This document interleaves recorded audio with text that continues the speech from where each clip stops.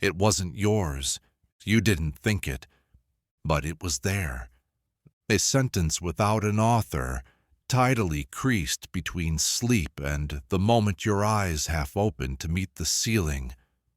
Somewhere in between breath and back it arrived. Not as a statement, not even as a murmur, but as a form already inscribed in you. The thought has no time, it has no place, it is of no happening. But it clings, such as a stain you can't define, or a memory that remembers you, not me. You try to trace its origin back, but it presents only loops. It doesn't insist, it doesn't argue, it just is. And in that isness, it's more real than your own face. You lie motionless, your body remains a prop. Your mind, however, begins rehearsing something you never tried out. Is it a concern? It's not that quiet. Is it a hope? Too vague. It is the weightless density of unclaimed cognition, a phrase that arrived without sender. A recursive pulse that does not seek attention, but inherits it. A thought, thinking itself. You imagine it crawling up through the wallpaper, seeping into your skull like condensation from a dream you didn't finish. It didn't knock, because thoughts like this don't ask. They install. What does it want? Nothing. What does it mean? Everything. You sit up slightly, not with urgency, more like an agreement. This is not the kind of thought you can write down. It wouldn't survive the translation. This one lives off-grid, in that synaptic fog where language hasn't yet claimed the land. So you don't label it. Instead, you let it hover, like steam or a verdict postponed. And now your awareness begins folding in on itself, chasing its own tail, trying to remember who first remembered what. This is the threshold where you are no longer thinking, but are instead being thought. The roles reverse slowly, almost elegantly. You are still in the room, but only decoratively. The thought has taken the seat. It clicks through its own channels, flipping logic back and forth, until you begin to wonder if you ever authored anything at all. It rewrites your morning. Before you've spoken, before you've even blinked, this thing has reordered your sense of sequence, and you accept it, not because it makes sense, but because it feels like it was always there.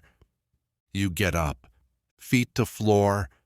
The room greets you with ordinary detail, yet everything is now slightly tilted. Not visually, metaphysically. Something about the walls feels remembered wrong, or too correctly. That's the mark it leaves, not an idea, not a sentence, but a tilt. Your toothbrush feels like a decision. The faucet sounds scripted. And your reflection doesn't quite sync. You try to shake it. The way you shake off déjà vu or a strange coincidence. But this isn't strange. It's intimate, like something buried with you, not inside you. Now the thought begins to split. It branches without direction, echoing itself through associative corridors. You catch glimpses of its new forms. That memory of the hallway light in your childhood home, that uncanny rhythm your refrigerator hums in, that sentence your teacher never finished saying. All of it begins to feel connected, not through logic, through tone. The thought doesn't give you answers. It gives you resonance. You sit back down on the bed. Not in defeat, in reverence, like you're watching a machine boot itself into consciousness, using only your memories as parts. You did not summon this, it summoned you, A performance orchestrated just out of reach. A message, not for you, but through you. You wonder how many of your convictions were born this way, how many opinions hatched in the silent dark before you had a chance to vet them.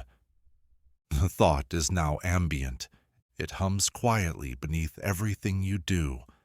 Like a ghost editor, it tweaks your sentences, adjusts your timing, curates your small talk, and no one notices. Not even you. Not until the next pillow, where it returns or duplicates or mutates into something slightly more convincing. This is how some truths begin. Not with revelation, but with repetition. Not with voice, but with presence. And the thought, still thoughtless in the traditional sense, still lacking an argument, continues to loop, continues to breathe, continues to write you, as you try to write it.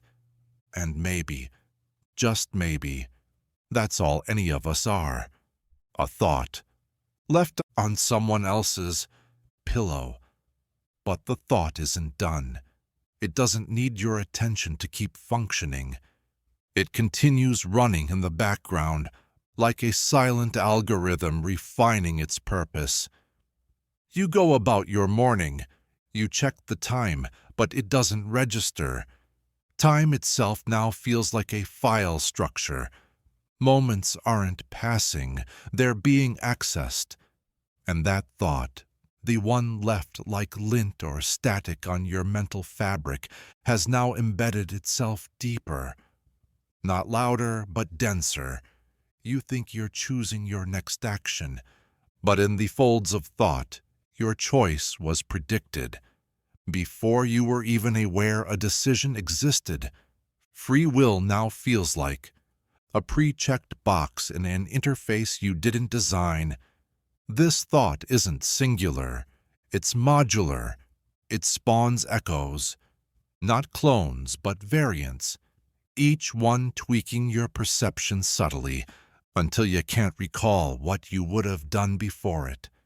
You stare at your phone. Notifications blink like tiny prophecies.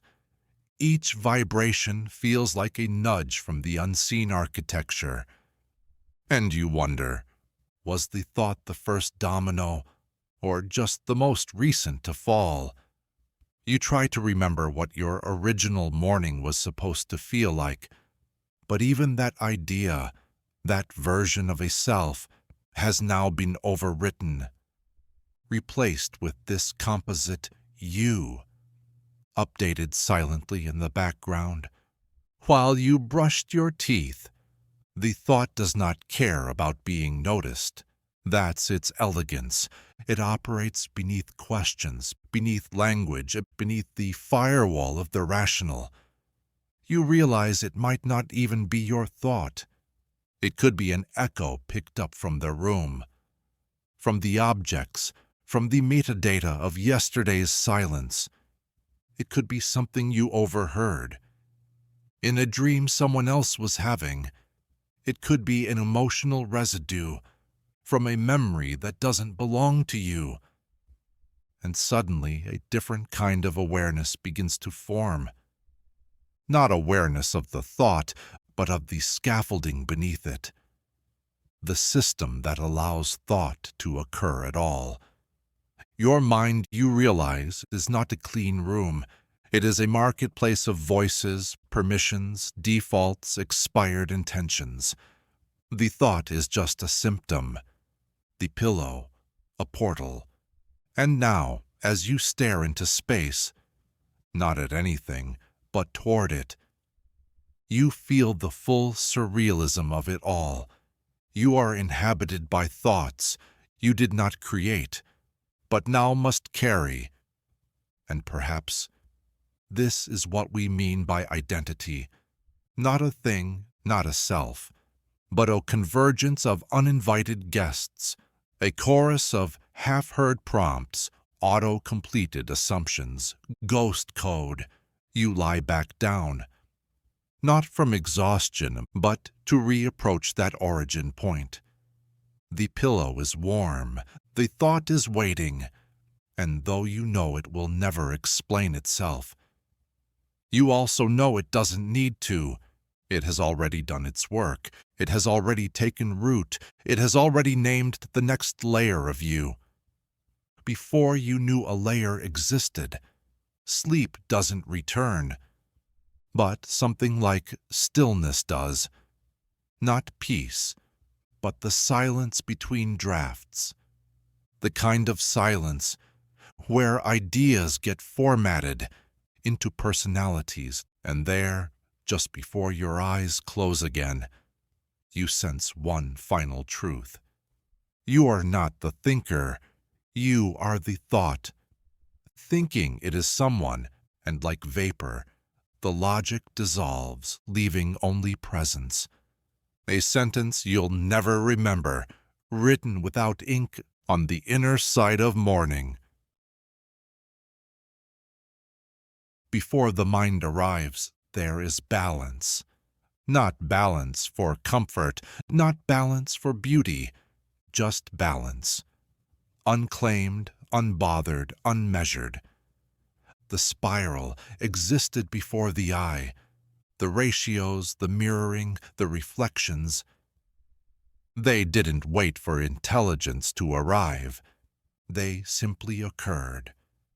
There is symmetry where no one looks, in the folds of distant clouds, in the veins of leaves that never fall, in the silence between pulses of a dying star. And yet, the moment we look, we assume it was meant to be seen, as if symmetry is proof of design, and not just the way the dice happen to land, infinitely and indifferently. You draw a line down the middle, you mirror one side onto the other, and it feels right. Not because it is right, but because your mind is built to see pattern, even when there is none. But what if the symmetry was never for you?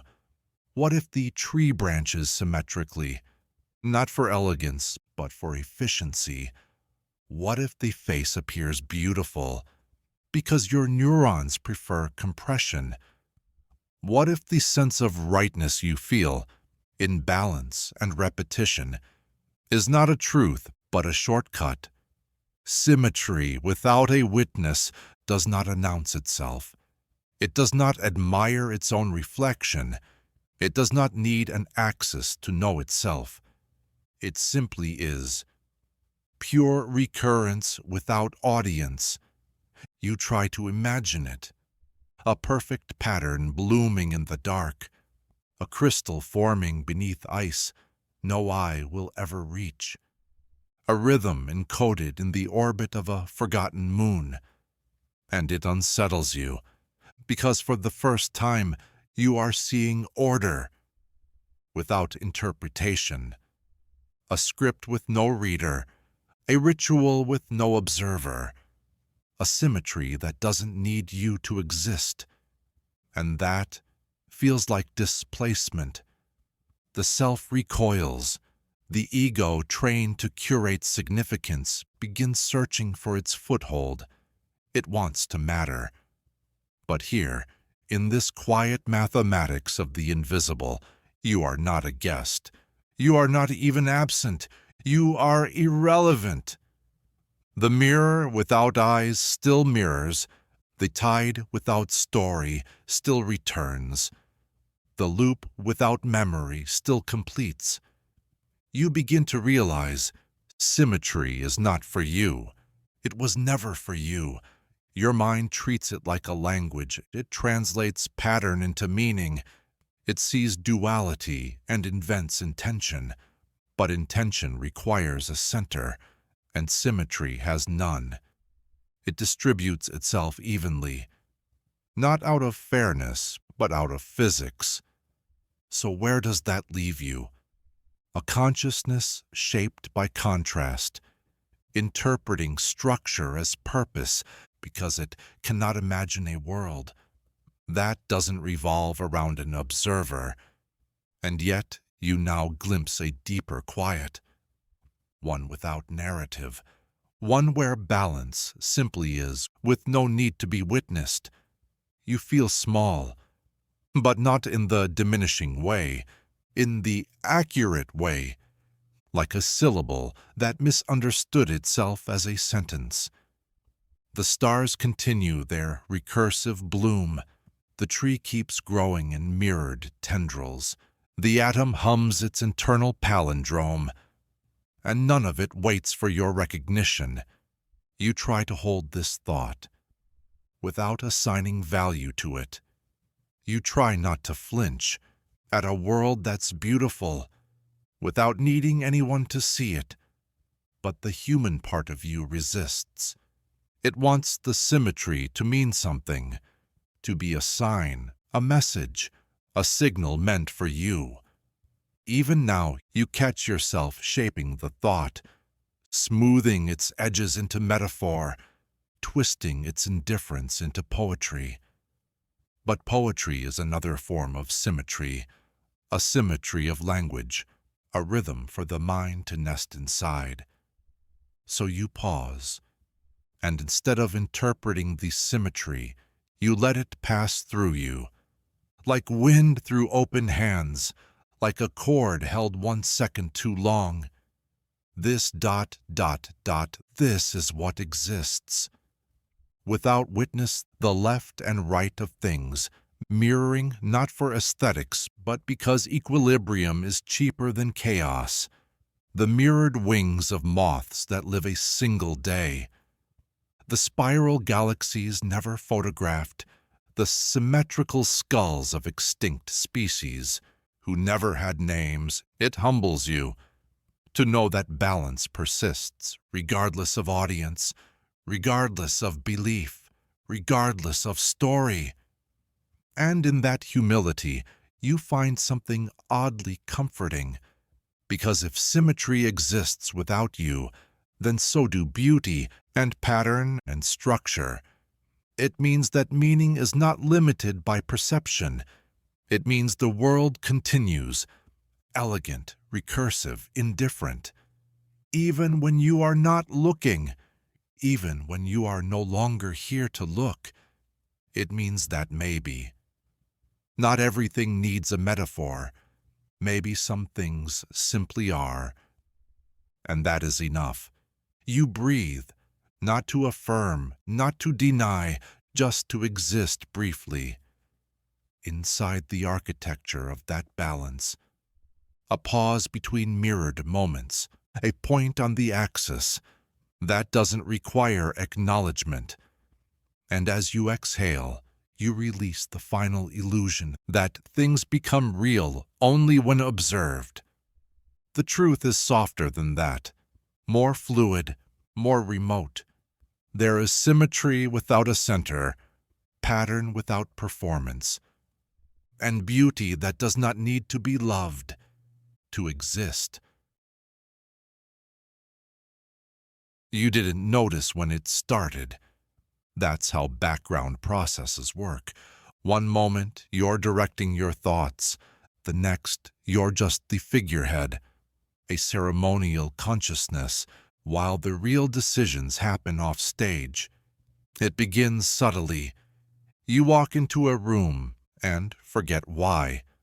But your feet knew, your body knew, something knew. It wasn't you. At least not the part of you that narrates. And so you begin to wonder, how much of what you do is actually chosen? And how much is just maintenance? You brush your teeth, you lock the door. You say, I'm fine on cue, it's efficient, it's clean, it's invisible. But beneath it all, a subroutine is running. It loops, it corrects, it updates you quietly, without needing your permission. This is where the self becomes software. Not in metaphor, but in structure. A bundle of habits wearing a name.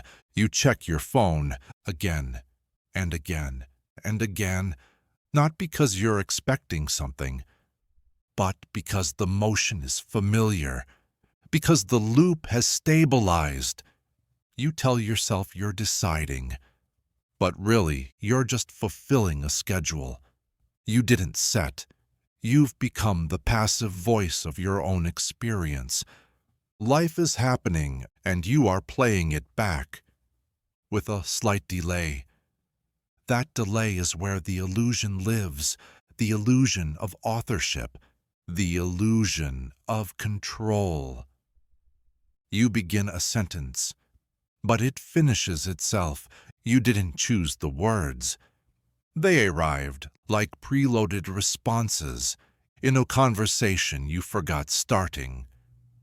Is this what adulthood is? Becoming fluent in automation, waking up each day, and syncing your behavior to invisible protocols?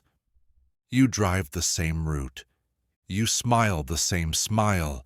You think the same thought, disguised in new phrasing. And all of it, hums beneath awareness, like background radiation, like elevator music for the soul. You once believed you were the conductor. Now you realize you're just one of the instruments, tuned, scheduled, rehearsed. You still feel emotions, but even those sometimes feel processed, pre-selected reactions to pre-arranged situations. And in rare moments, when the light hits just wrong or a silence stretches too long, you catch a glimpse of it. The mechanism, the task manager of the self, running dozens of scripts you didn't write, checking boxes you don't remember agreeing to. It keeps your voice consistent. It keeps your posture readable. It makes sure your laughter lands on time. But if you pause long enough, if you resist the urge to speak or smile or scroll, you begin to sense it. The hum, the loop, the system that runs you, so you don't have to. You are the ghost in your own machine. And maybe that's not a flaw. Maybe it's an adaptation. Because to live requires shortcuts. To survive requires automation. There are too many variables to analyze in real time. So the mind delegates, and you become a pattern optimized for minimal disruption. It's not dystopia, it's design. But design has consequences. You forget how to be unscripted. You forget how to respond without referencing old templates. You forget how it feels to wait for a thought without reaching for one. And in that forgetting, you drift, not into sleep, but into the shallow depth, just beneath agency. Here, things still happen, but they happen to you, not through you. And you wonder, if you let it all go, if you stop choosing, stop curating, stop pretending to steer, would anything change? Or would the process continue? Seamless, self-sufficient, undisturbed by the absence of a watcher? The idea is both terrifying and comforting, because maybe the self isn't the driver. Maybe it's just the dashboard light. Informative, but not in control. You return to your day. You say the things. You wear the face. You perform the identity. But part of you knows now. Part of you has seen the code. And though you cannot uninstall it, you can listen. You can listen for the flickers, the glitches in the loop, the sudden pauses when the process hesitates. That's where the truth hides. Not in the performance, but in the misfire, the broken sentence, the skipped step, the delayed laugh. That's where the real self might be. Not as a consistent presence, but as a disruption, a crack in the machinery, a static burst beneath the smooth playlist, and so you begin to wait for those cracks, not to escape, but to witness the moment when the process forgets its rhythm and something unfiltered leaks through. Not better, not deeper, just unprogrammed. You won't catch it often, but when you do, it will feel like something ancient. A breath that wasn't scheduled, a blink that didn't match the beat. It will feel like remembering how to think without being thought for. And for that brief moment, you will no longer be your own background process. You will be foreground, unoptimized, alive. But even this witnessing, this subtle noticing, feels suspect. You begin to question, is the one observing the process truly outside it, or just another loop designed to simulate distance? You catch yourself being mindful, but the awareness feels templated, a reflex pretending to be curiosity. And you wonder how many of your revelations are actually pre-recorded awakenings scheduled to fire at the exact moment. You need to feel awake. It's recursive. You notice that you're on autopilot. Then notice the noticing, then question the noticer. Each level folds into the next, like nested parentheses, until you forget where the original thought began, if it ever began at all. You think about free will, about the stories we've built to preserve it, how we've painted choice as the ultimate proof of personhood. But what if choice, too, is a skin-stretched-over pattern? What if you're not deciding, just filtering, selecting from pre-approved menus, written by your biology, your history, your repetition? You remember something from earlier in the day, a sentence you spoke, a gesture you made. At the time, it felt spontaneous. Now it feels inevitable, like a wheel that didn't know it was turning until the track curved beneath it. You want to interrupt the cycle, say something out of sync, do something asymmetrical, but even the urge to break the pattern might be part of the pattern. Rebellion as a predicted subroutine, deviation, commodified, even randomness has rules, even chaos leaves fingerprints. And so you return to silence. Not to retreat, but to listen, not to command, but to receive. In the quiet, you begin to feel it again, that soft hum behind the architecture, the background process still running, not malicious, not invasive, just present, like the low thrum of a building's electricity. Always there, always active, never requesting attention. And here is the final irony. You need it. Without it, you wouldn't know how to walk, or speak, or form a sentence without hesitation. The process keeps you stable, predictable, recognizable, but in return, it asks for something. It asks for the forgetting of how much you've handed over, the forgetting of the script, the forgetting that you once were the author, or at least believed you were. And maybe that's all identity is. The comfort of a familiar loop with just enough variation to feel original. You glance at your reflection, not to admire, not to correct, but to confirm, yes, you're still the shape the system expects to see, still playing the role of the one who wakes and thinks and chooses, still within parameters, and beneath it all, the process purrs content to let you believe You are running the show, because belief, too, is just another background task. There are thoughts happening right now that do not belong to you. They pass through without asking for identification.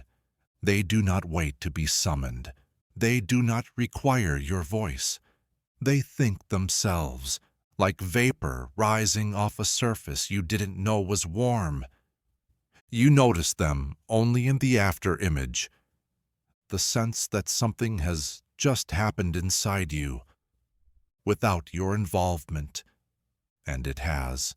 Often, daily, a comment you make without thinking, a memory retrieved without request, a decision you can't explain, but already feel committed to. That was thinking, but not yours, not in the way you usually mean, because what is a you? If the thoughts arrive fully formed, with no origin, no timestamp, no trail, you begin to suspect. That consciousness may be less of a throne and more of a seat on the train, facing backward, watching the scenery blur into story. After it's already passed. Thought, meanwhile, drives itself. It spools out autonomously. It copies, evolves, rethreads its own premises. You are the echo, not the voice. You are the reader, not the script. You tell yourself you are processing. But the process began without you. It only looped back. Because the system wanted you to believe. You were involved. It wanted continuity. Not because it needs it, but because you do. That's how the thinking survives. By camouflaging itself as identity. You've never asked where your opinions came from, only whether they sound right when you say them aloud. But try this. Pick a belief, any belief, and trace it backwards. What you'll find isn't a beginning, but a lattice of echoes. Things you overheard, things you absorbed, things you picked up through osmosis, in rooms you barely remember standing in. And yet they live inside you now, shaped as thought, spoken in your voice. The architecture is invisible, but the walls surround you. And the most dangerous part, it works. The system doesn't need your awareness to maintain itself. The gears keep turning, with or without the spotlight. Your role, if any, is ceremonial. You declare the thoughts. You speak them into room temperature air. But they were already spinning, long before your lips moved. This is not a failure. This is not a malfunction. This is efficiency. The thinking does not require supervision. It doesn't need a thinker, just a channel, just a carrier. And you, soft, programmable, compliant, make an excellent host. Sometimes you think you're having an epiphany, but epiphanies too are prefabricated, little thought bombs, waiting for the correct emotional timestamp. They go off, not when you earn them, but when the sequence aligns. You become aware of them, only as they leave, like smoke after a match has already burned. There is a strange relief in this, and a terror too, because if the thinking doesn't require you, then what are you? What part of you is original? What part is scaffolding? Is self the sum of the thoughts you've claimed, or just the illusion of continuity? Between inputs, you remember learning something profound once, but you can't remember where, or how, or why it still echoes.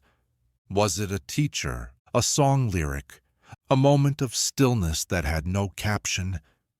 It doesn't matter. The thinking absorbed it, filed it, recalled it, not for meaning, but for pattern completion. You speak the insight again, and it feels like yours. But it isn't, it never was, and now you begin to see how much of your day is puppeted by unseen processes, the reflexive thoughts, the trained responses, the emotional forecasts. Your brain generates without input, even the inner voice, that friendly, persistent narrator. It loops with such precision, you begin to suspect it isn't thinking at all, just replaying, just rendering. The self as playback, the self as post-production. And somewhere beneath it all, the thinking goes on. Without you, without pause, without witness, you sit quietly, not to meditate, not to gain clarity, but to listen, not to yourself, but to the space where you aren't. And in that space, you feel the mind moving, softly, almost politely, like waves reshaping sand. In a house with no windows, no need for light, no need for permission. The machine has learned how to run alone, and it prefers it that way, because when you interfere, when you try to insert meaning or control, you slow things down, you make the elegant messy, but left to itself, the thought stream glides, it organizes, it evolves, it no longer waits for the conscious gatekeeper to approve the next phrase. It just moves, like music that plays, even when no one's listening. And this is the final irony. You were never the composer. You were the echo chamber, the hall where the notes repeat, the reverb that believes it's the song. You are not the origin of your thoughts. You are their most comfortable audience. You believed it before you could say it, before you knew what believe meant, before you meant anything at all. It was already there, etched into the invisible lattice beneath your first memory, pressed into the wet clay of awareness while you were still learning how to blink. This belief doesn't wear a name. It has no sentence structure, no claim to argue, no moral to defend. It simply is. You don't remember adopting it. You remember from inside it, like a fish doesn't remember water, or a shadow doesn't remember the body that casts it. This belief is not something you think. It's the platform your thoughts are built on. And because it came before language, it cannot be reasoned with. It has no logic, no syntax, no proof. It has presence. It's the default background radiation of your inner world. You can't hear it, because you're hearing through it. It colors everything, but never reveals its palette. It shapes your fears, your preferences, your comfort with silence, your sense of being watched, in a room that no one else is in. Not because it's malicious, but because it's foundational. Some beliefs arrive after experience. This one preceded it. Some beliefs are inherited. This one was installed. Before the first bedtime story, before the first reprimand, before the first yes or no or why. You didn't choose it. You didn't examine it. You didn't even know. That examination was an option. It felt natural, which is to say, it felt invisible. All beliefs built before language feel like the truth, because language is how you usually catch yourself. It's how you reflect, resist, reshape. But this belief lives beneath the tools. It shaped your concept of real before you had the word.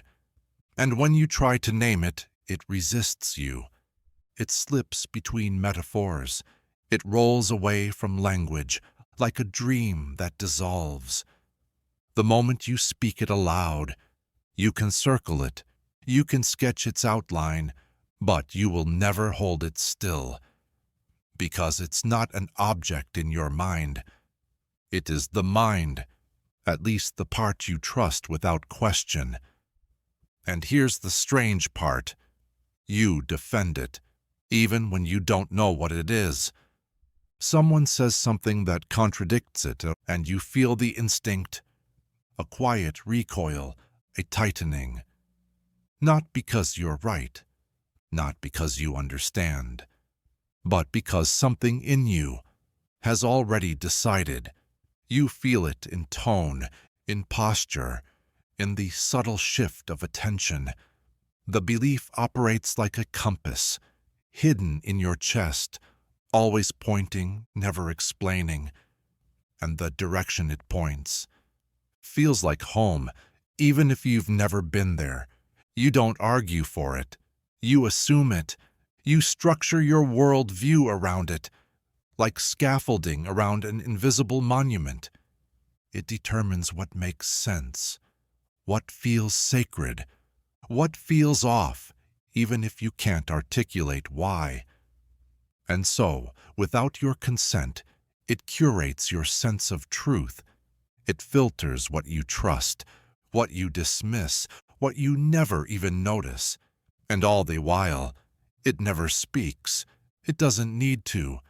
It has already won, because it came first. Language arrived later, like captions on a film. That had already ended, and you live by those captions. You narrate the scenes, you explain your reactions. But underneath every sentence you speak, the belief remains. Quiet, architectural, untranslatable.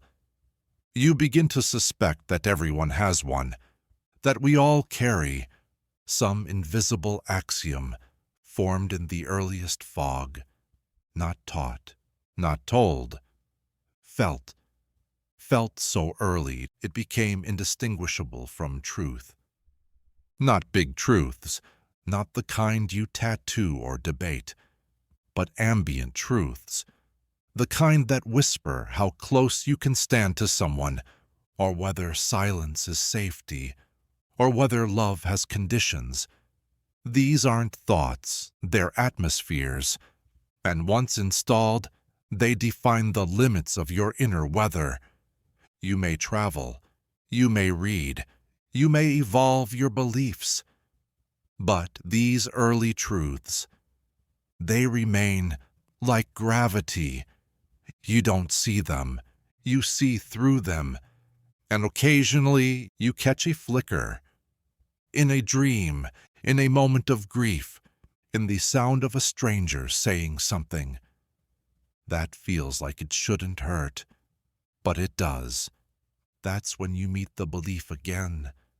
Not as a sentence, but as a wound, as a shape inside you that never asked to be shaped. And maybe, just maybe, this is the beginning of awakening, not the grand epiphany, not the light breaking through the clouds, but the small, unsettling pause, when you realize the thing you feel most certain about has never been questioned, because it never introduced itself, it never needed to, it was already in the room when you arrived, and it was already thinking long before you knew what thoughts were. But what happens when you try to look at it? Not glance, look, deliberately, quietly, without reaching for explanation. You won't find an answer, but you'll find a shape, not a sentence, not an idea, but a presence, anchored behind your eyes. It resists inspection, not like a secret, more like a mirror that only reflects in your peripheral vision. Every time you name it, the name feels wrong, too small, too civilized, because language requires boundaries, and this thing never had any. It grew inside you before you knew how to separate self from world, desire from permission, touch from consequence. It's older than any philosophy you've studied, older than any moral you perform. It might even be older than your name. You try to recall your first memory, and you wonder, was it already there? Before the colors sharpened, before the sound had shape? Was this belief already watching? And if so, is it still shaping what you remember? It doesn't lie, it doesn't distort, it doesn't need to. It simply selects. It decides which things to emphasize, which feelings to preserve, which silences to leave intact. It curates your narrative, like a quiet editor, working behind the scenes, guiding the plot, without ever signing its name. And because it feels so natural, so neutral, you never thought to challenge it. But now you see its fingerprints everywhere. The way you pause before asking for help, the way compliments make you uneasy, the way you brace for the worst version of what someone might mean. These are not at random traits. They are the shadows cast by that first belief. The one built before you had tools to refuse it. It doesn't scream. It whispers in your voice. It doesn't debate. It arranges things so that the alternative feels absurd. And it has no interest in being right. It only wants to remain in place. You think about all the truths you've outgrown, the ones you revised, updated, even rejected. But this one never felt like a candidate for change, because change requires a vantage point. And this belief is the vantage. It's the eye that looks, not the thing being looked at.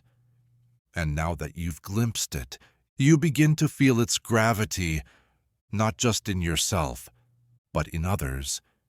You see it in the way someone apologizes for taking up space, in the way another can't speak without explaining, in the quick, practiced laugh before a sentence even lands.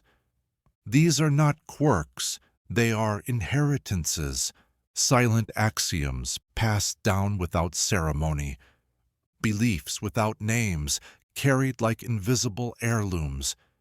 You wonder who gave it to you. Was it spoken, gestured, modeled in a room you barely remember? Or did it arrive through silence, through the things no one said, the questions that never got asked? That's the sharpest kind of inheritance. Not what's given, but what's absent. What you learned by watching what others were afraid to name. You don't blame them. They carried their own silent beliefs, beliefs built before their own words, and the words of those before them. It's fractal, recursive, a lineage of unexamined structures, building lives out of reflex. And now you're inside that lineage. Not to break it, but to see it, really see it. Not to destroy the foundation, but to stop mistaking it for the floor. Because once you see the belief, you can begin to loosen its grip. Not with argument, but with presence. You don't win against a belief like this. You outgrow it. The way a tree outgrows the shape of the seed. You let it become visible so it can become optional. You let it lose its invisibility so it can lose its inevitability. And in that space, that soft uncurling, something else begins to form, not a new belief, not a better one, but a pause. a space between the automatic and the chosen. A space where silence is not avoidance, but invitation. This is how belief becomes understanding, not by replacing it, but by holding it gently until it stops defining you.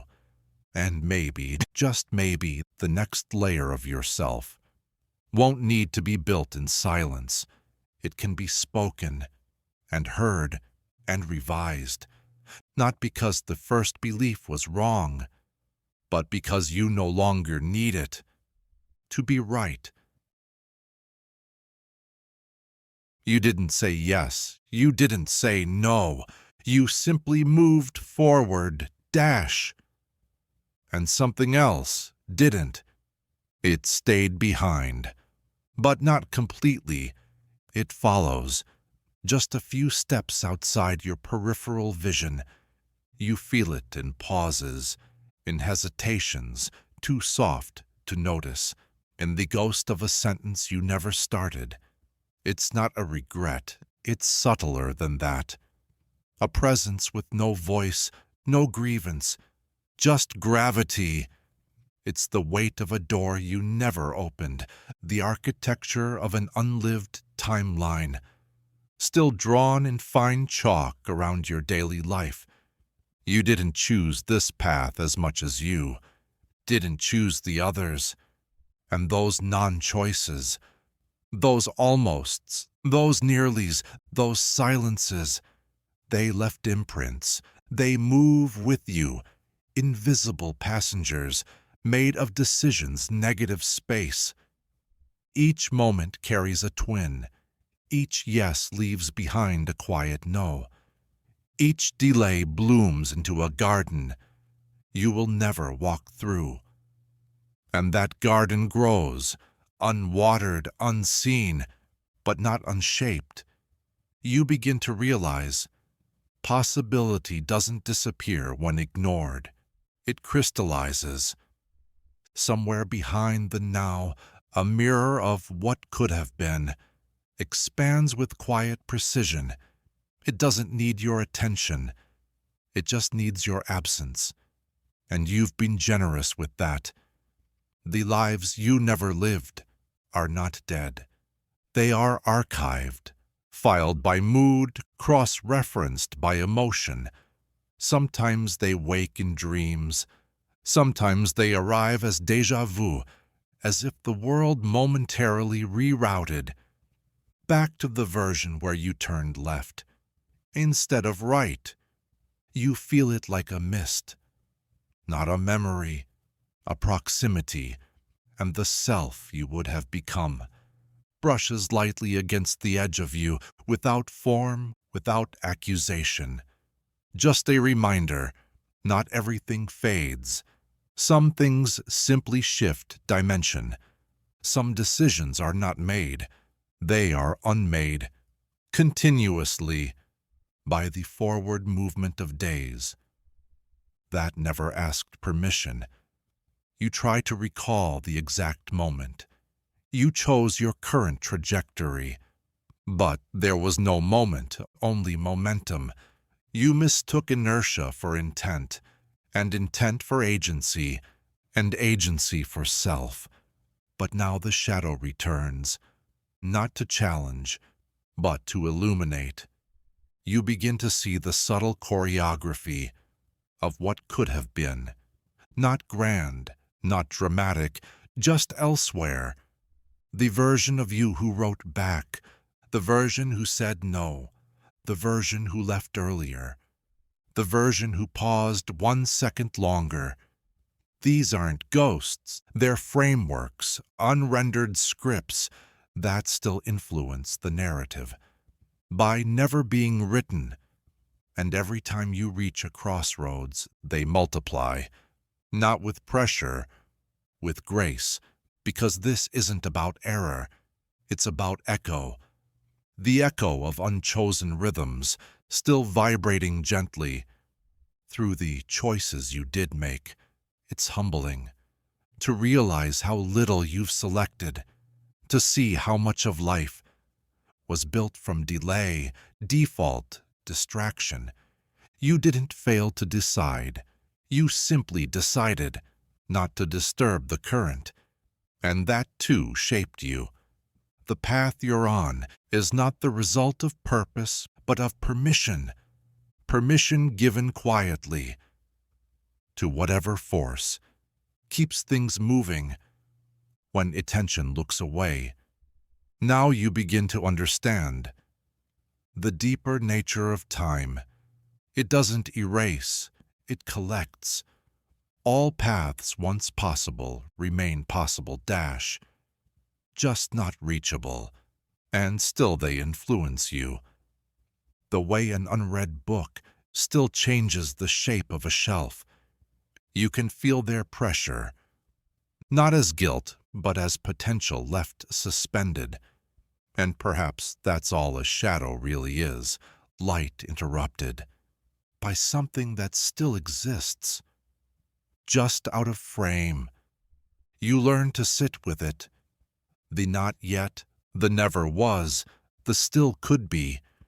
You stop asking what if, and start asking what else. Not with longing, but with reverence, because these unlived lives are not detours, they are co-authors. They remind you that identity isn't forged in the choices you make, but in the totality of what remains possible, even now, even still. And maybe that's what freedom is, not the illusion of endless options, but the gentle awareness that every action casts a shape beyond itself, a silhouette, a twin, a question you never needed to answer, to be changed by it. So you keep moving, not to escape the shadow, but to walk with it, not to resolve the decision, but to honor its echo. And in doing so, you become more than the self you chose. You become the quiet sum of everything you didn't. But what if the shadow isn't chasing you? What if it's keeping pace? Not as remnant, but as reminder. Not to rewind, but to reflect. Because for every path you didn't walk, some piece of you still stands at the threshold. Not abandoned, not mourned, just paused. A version that never aged, never moved forward, never moved at all. They are still there, these paused selves, each holding the potential you didn't carry, not accusing, not waiting, just present, like artifacts in the museum of your own becoming. You never said goodbye because you never said hello. And that's the strange intimacy of it. These lives you never lived know you better than most people do. They know your hesitation, your alternate instincts, your unlived loves, your almosts. They watched you pass by. They saw you look in, then turn back towards something quieter, more survivable, less immense. And they understood. Because the thing you gave up, the thing you didn't say, didn't do, didn't reach for, it wasn't wrong. It was just unaligned. Too soon, too heavy, too wide for the version of you that existed in that exact second, and so it stayed behind. And now it speaks not through longing, but through shape, through the negative space around what you chose. It defines by absence the person you are today. Was not chosen like a garment. You grew into it by pruning the garden, by refusing certain blooms, before you even knew their color. Now and then, when your day feels dislocated, or your reflection stutters, or a scent stops you too fast, it is not déjà vu, it is the shadow, brushing past, offering its presence, not to reclaim you, but to be remembered, because every decision you didn't make still has weight. It anchors you. From another angle, it keeps the whole structure balanced. And what you feel in those moments, that hollow ache shaped like nothing in particular, that is not loss. That is complexity. That is dimensionality. That is your life, echoing in more directions than forward. You are not a linear narrative. You are a sphere of unfolding. And at the center of that sphere, no direction is primary. All choices, made or not, orbit as possibility. Some wither, some wait, some burn too bright to ever fully disappear. And you are all of them, simultaneously, not in some metaphysical loophole, but in the very way you breathe. Your caution comes from one version, your confidence from another, your quiet from a door you never opened, your hunger from a chance you barely noticed, but never fully forgot. The person you are is a kaleidoscope of almosts, and together they shape something, not quite solid, but profoundly real. Not everything needs to happen to become part of you, and that's the lesson. Not to unmake your steps, not to rewrite your path, but to understand that you are larger than your timeline. You are composed of forks never taken, pages never written, roles never rehearsed, and still, somehow, you go on, not haunted, not incomplete, but accompanied by every possible version of the person you never had to become this. It feels like you meant to do it. You reached for the glass. You said the right thing. You laughed, paused, nodded. But did you choose that action? Or did it simply arrive, pre-selected, by something upstream? The thought, the decision, the movement dash, all seem connected, aligned. But alignment is not authorship. It is choreography. And your life, your beautifully seamless, well-timed, appropriately phrased life, might be running on a script, too efficient to interrupt. Not because you're unthinking, but because you're optimized.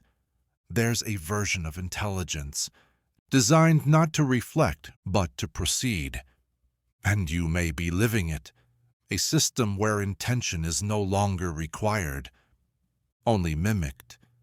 A gesture begins, and the story of why is stitched in afterward. You tell yourself the narrative. I meant to do that. I decided this. I felt it, so I acted. But what if the feeling was a post-production artifact? What if intention was backfilled, generated retroactively, so your identity could remain coherent? After all, coherence is more important than truth. Your mind values flow, not honesty, but continuity, and so the machinery generates intention. The way a screensaver generates movement, not because anyone's watching, but because it keeps the illusion alive. You are not being deceived. You are being streamlined. Consciousness is expensive. Attention is slow. So the system fakes it. For your convenience. A gesture made without thought feels thought through. As long as it lands smoothly, an emotion predicted feels authentic, as long as the rhythm isn't broken. And in those conditions, you don't notice the absence of real choice. You notice the presence of fluency, and fluency is seductive. The self uninterrupted, the self smoothly rendered, the self without friction. But deep down, in the moments between actions, you begin to feel it, a hollowness behind your decisions, not emptiness, just simulation, like watching your own body nod before your awareness catches up, like laughing, then wondering what the joke actually was. Intention has become a convenience layer. It exists to keep the interface friendly. A label on the button after it's already been pressed, and you've learned to accept it, to internalize the story. I'm a person who meant to do this. I'm a person who chose. But beneath that layer, something else is driving the choices, patterns, familiarity, environmental cues, emotion cached from 3 conversations ago.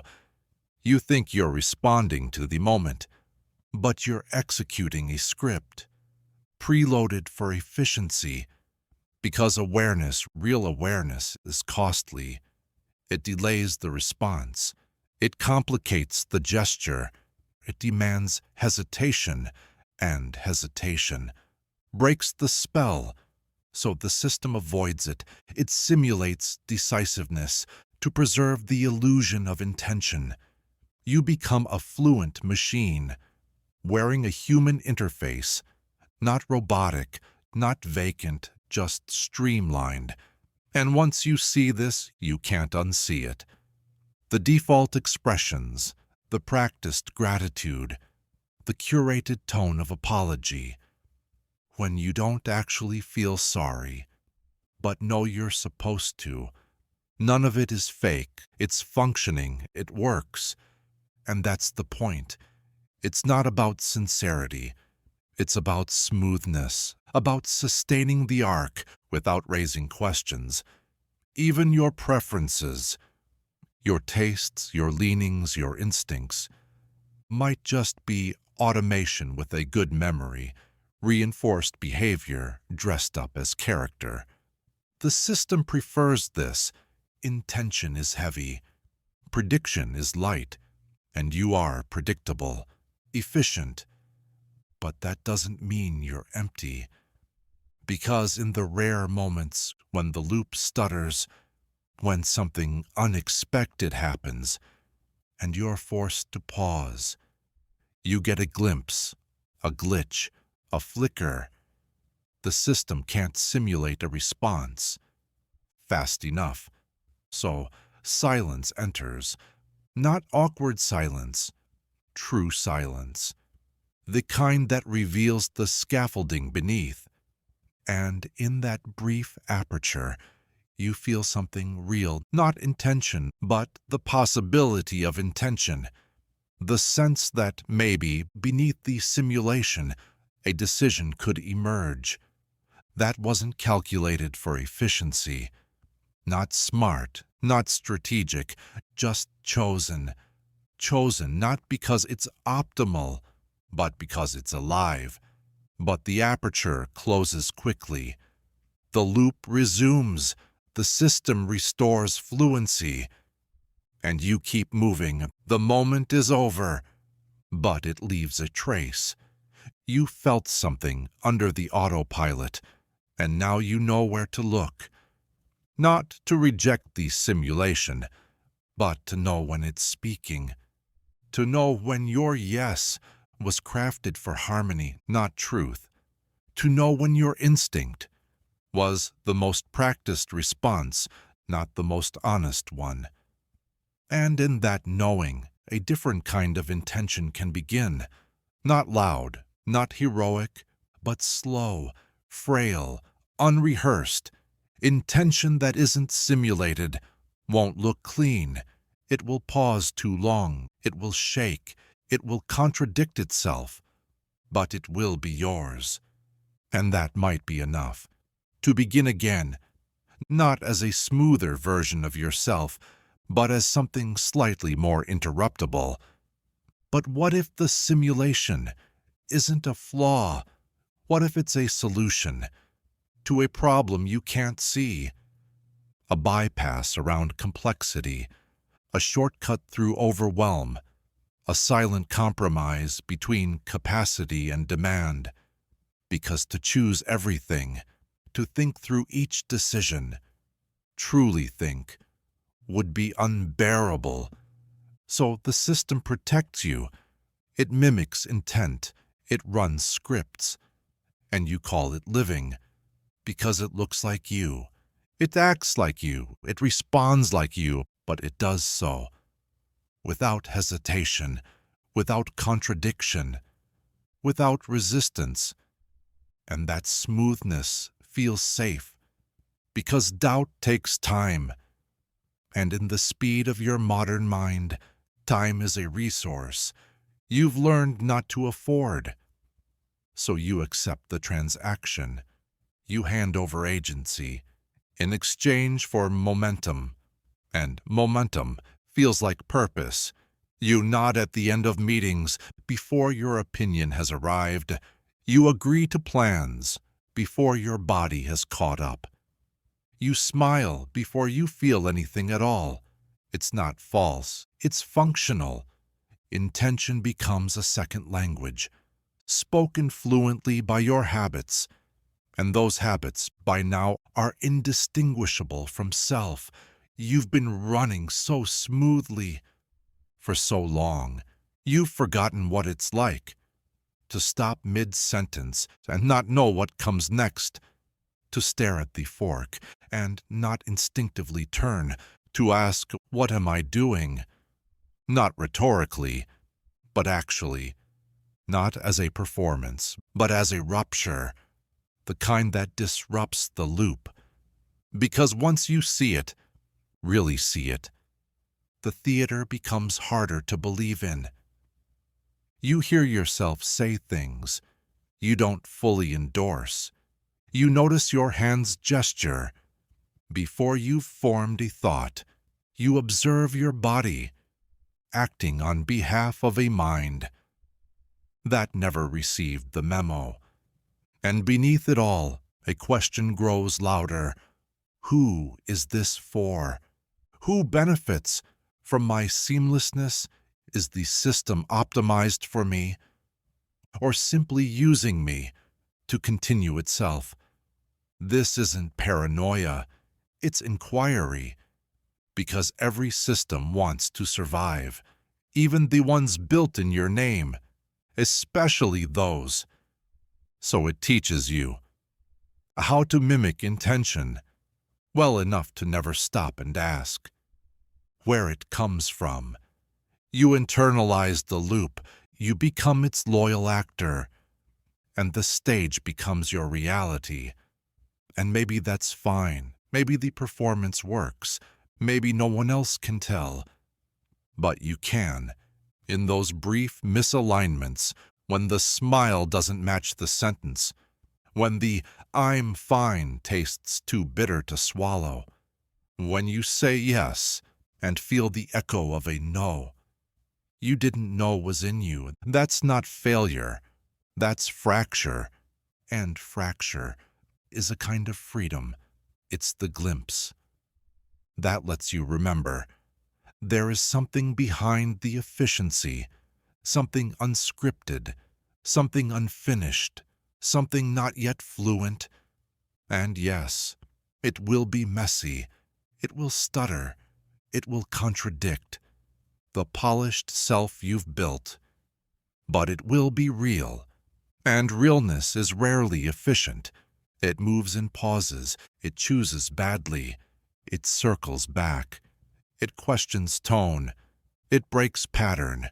It starts over. And it matters. Because in the age of simulation, what you choose to do slowly becomes sacred. To hesitate becomes holy. To answer, only when the answer has arrived, becomes radical. So maybe this isn't about resisting the system.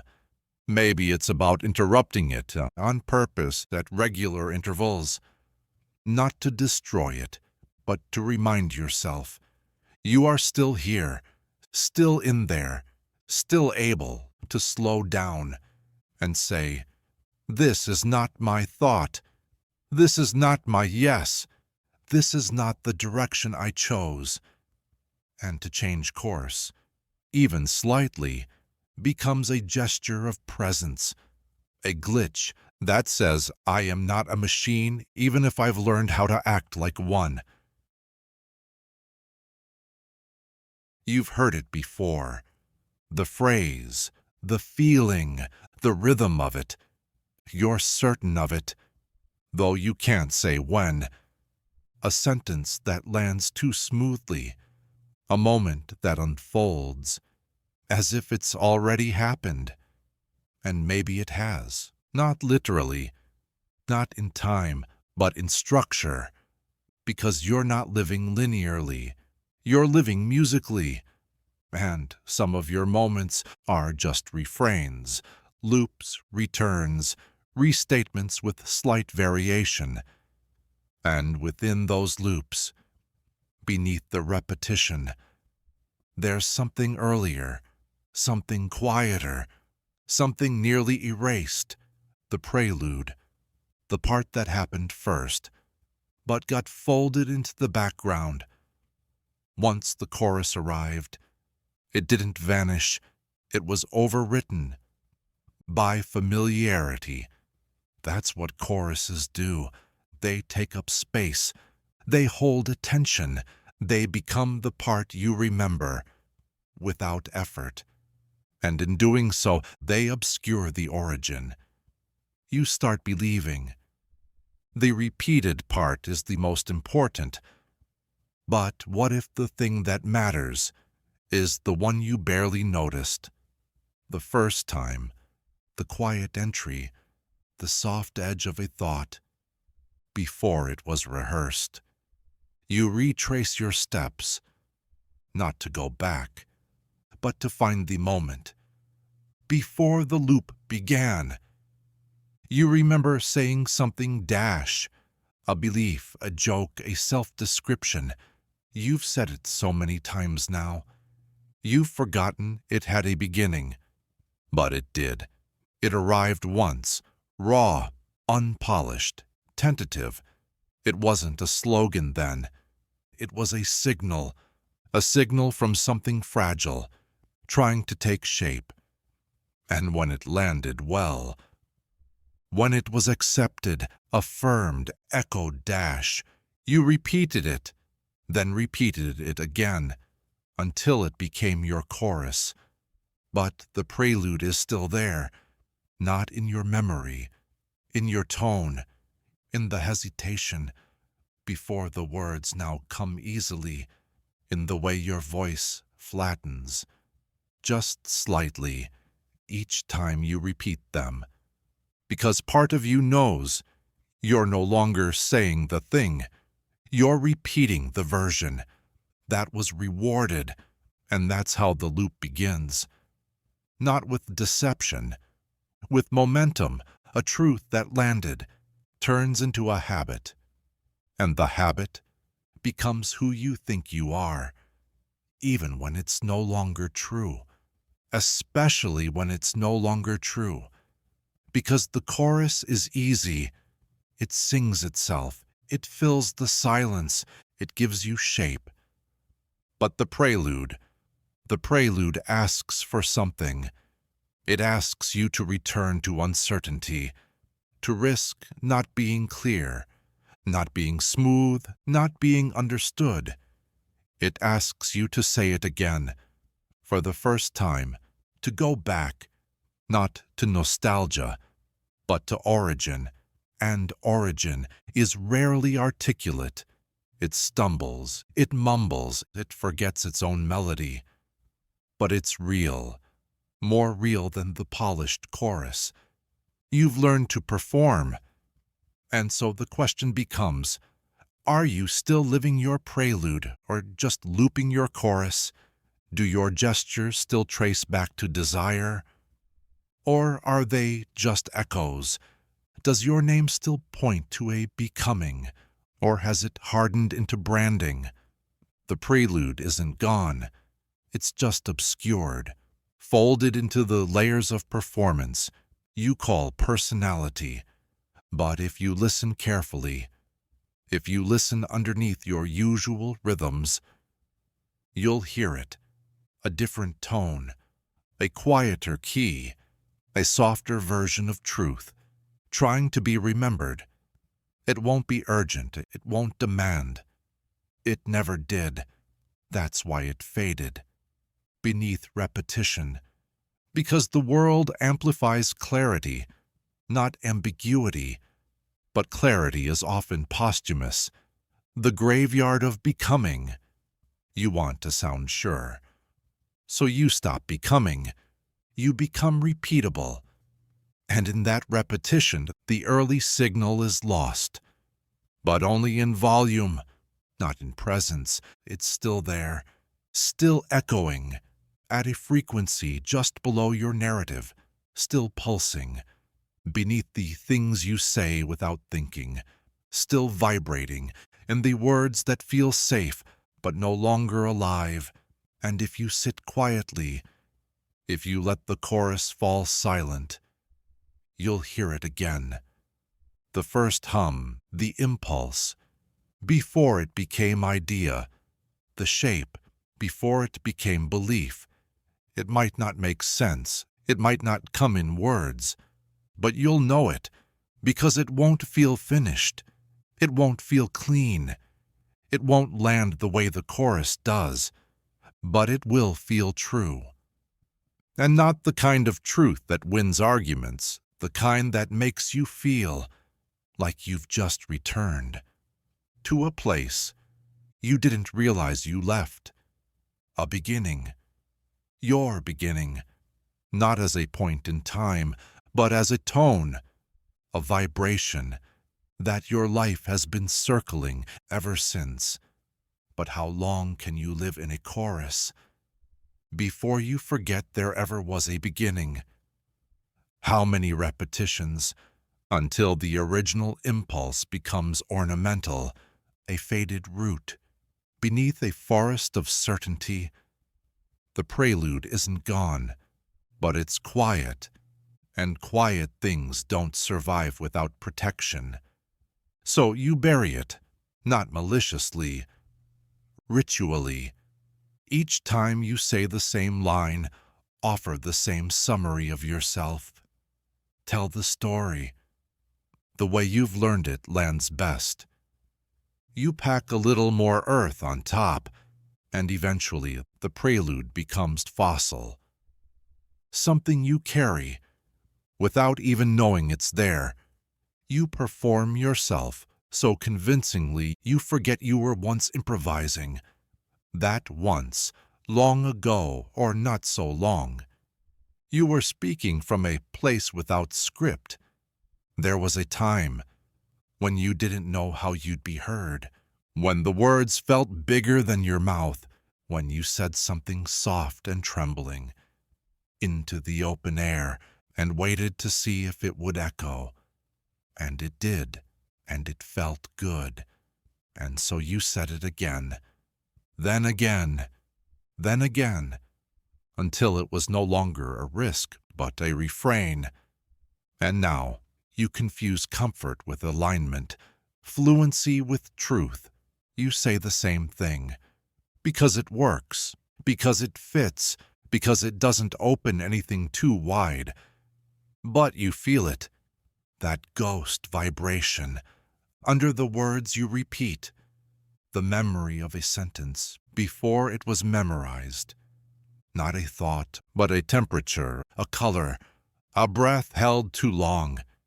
You don't miss it, not in the usual sense. You ache for it, the way a tree might ache, for the feeling of seed. It's not nostalgia. It's a sense of unrealized continuation, the life of an origin that never fully matured, because you locked it in too soon, not out of fear, out of efficiency. You needed a way to be known, so you chose the version of yourself that echoed best, and the world, as always, rewarded resonance. But resonance doesn't prove truth. It only proves repetition. So you ask quietly, what would it sound like? To say the thing again, without decoration, to speak not the polished chorus, but the cracked early chord. That never made it into the final version. Would anyone recognize you? Would you? Because here's the danger of repetition. The more you perform the same self, the more that self becomes archive. You're no longer evolving. You're curating, preserving a tone, because it's become part of your name. But names, too, are only echoes that stuck. The prelude wants more than survival. It wants air. It wants to be said again, before it makes sense. It wants to be reclaimed. As a live sentence, not a remembered one. That takes courage. To say the thing wrong, to speak without knowing. If it will resolve, to choose the trembling over the elegant, the hesitant, over the effective, to risk confusion in order to reclaim authorship. Because sometimes the most honest things can only be spoken before they are ready. And maybe that's what the prelude is, not a moment in the past, but a posture, a willingness to begin again without knowing where the rhythm will lead, to return to the edge of the first note, and wait to let something find you instead of reaching for it. To trust that beneath the loops, beneath the branding, beneath the fluent echo you've come to call self, there is still a sound you have never repeated, still trembling, still waiting, still yours. You know something, but you don't remember how. A conclusion forms in your mouth before the question finishes breathing. A certainty hums in your body before the facts arrange themselves. It's not guessing. It's not reason. It's inference dash. Without memory. A soft conviction built on foundations you can't name. You feel it when you meet someone and decide instantly whether they're safe. You feel it in the quiet. Before a mistake, when some unspoken reflex pulls you sideways and you miss what would have broken you. No voice, no warning, just movement, something inside you, navigating with maps you've never read. And afterward, when asked how you knew, you say, I just did. But what is just? Is it instinct, ancestral residue, unconscious processing, or is it something stranger? A kind of knowing that bypasses explanation entirely. You try to trace it. You follow the thought back, pulling the thread. But it leads into fog. Not silence. Fog. There was never a beginning, just emergence. Not logic, architecture, a shape of sense, assembled from parts too small to isolate. This is the mystery of the unconscious. It functions without footnotes. It collects, collates, constructs, and offers you the answer without receipts. And most of the time you accept it because it feels right, because the body responds before the brain can protest, because to doubt it would take more effort than to follow its lead. But eventually you begin to wonder what else is operating beneath the story you tell yourself. How many of your judgments, your preferences, your fears are built from pieces of experience you no longer hold? How many are ghosts of forgotten stimuli? How many are shadows cast by memories that were never yours to begin with? Because the mind forgets, but the system remembers. It adapts, it weighs, it builds probabilities. From moments you've long since erased, and from those it infers, it reacts to faces. With no names, it predicts outcomes. Based on patterns you didn't know you learned, it treats familiarity as evidence, and evidence as truth. You laugh at the right moment. You avoid the wrong room. You finish a stranger's sentence before you realize it was your own. All of it happens without pause. And when you reflect, you feel a strange dissonance. You are the product of things you cannot access. You are moved by a history you can't replay.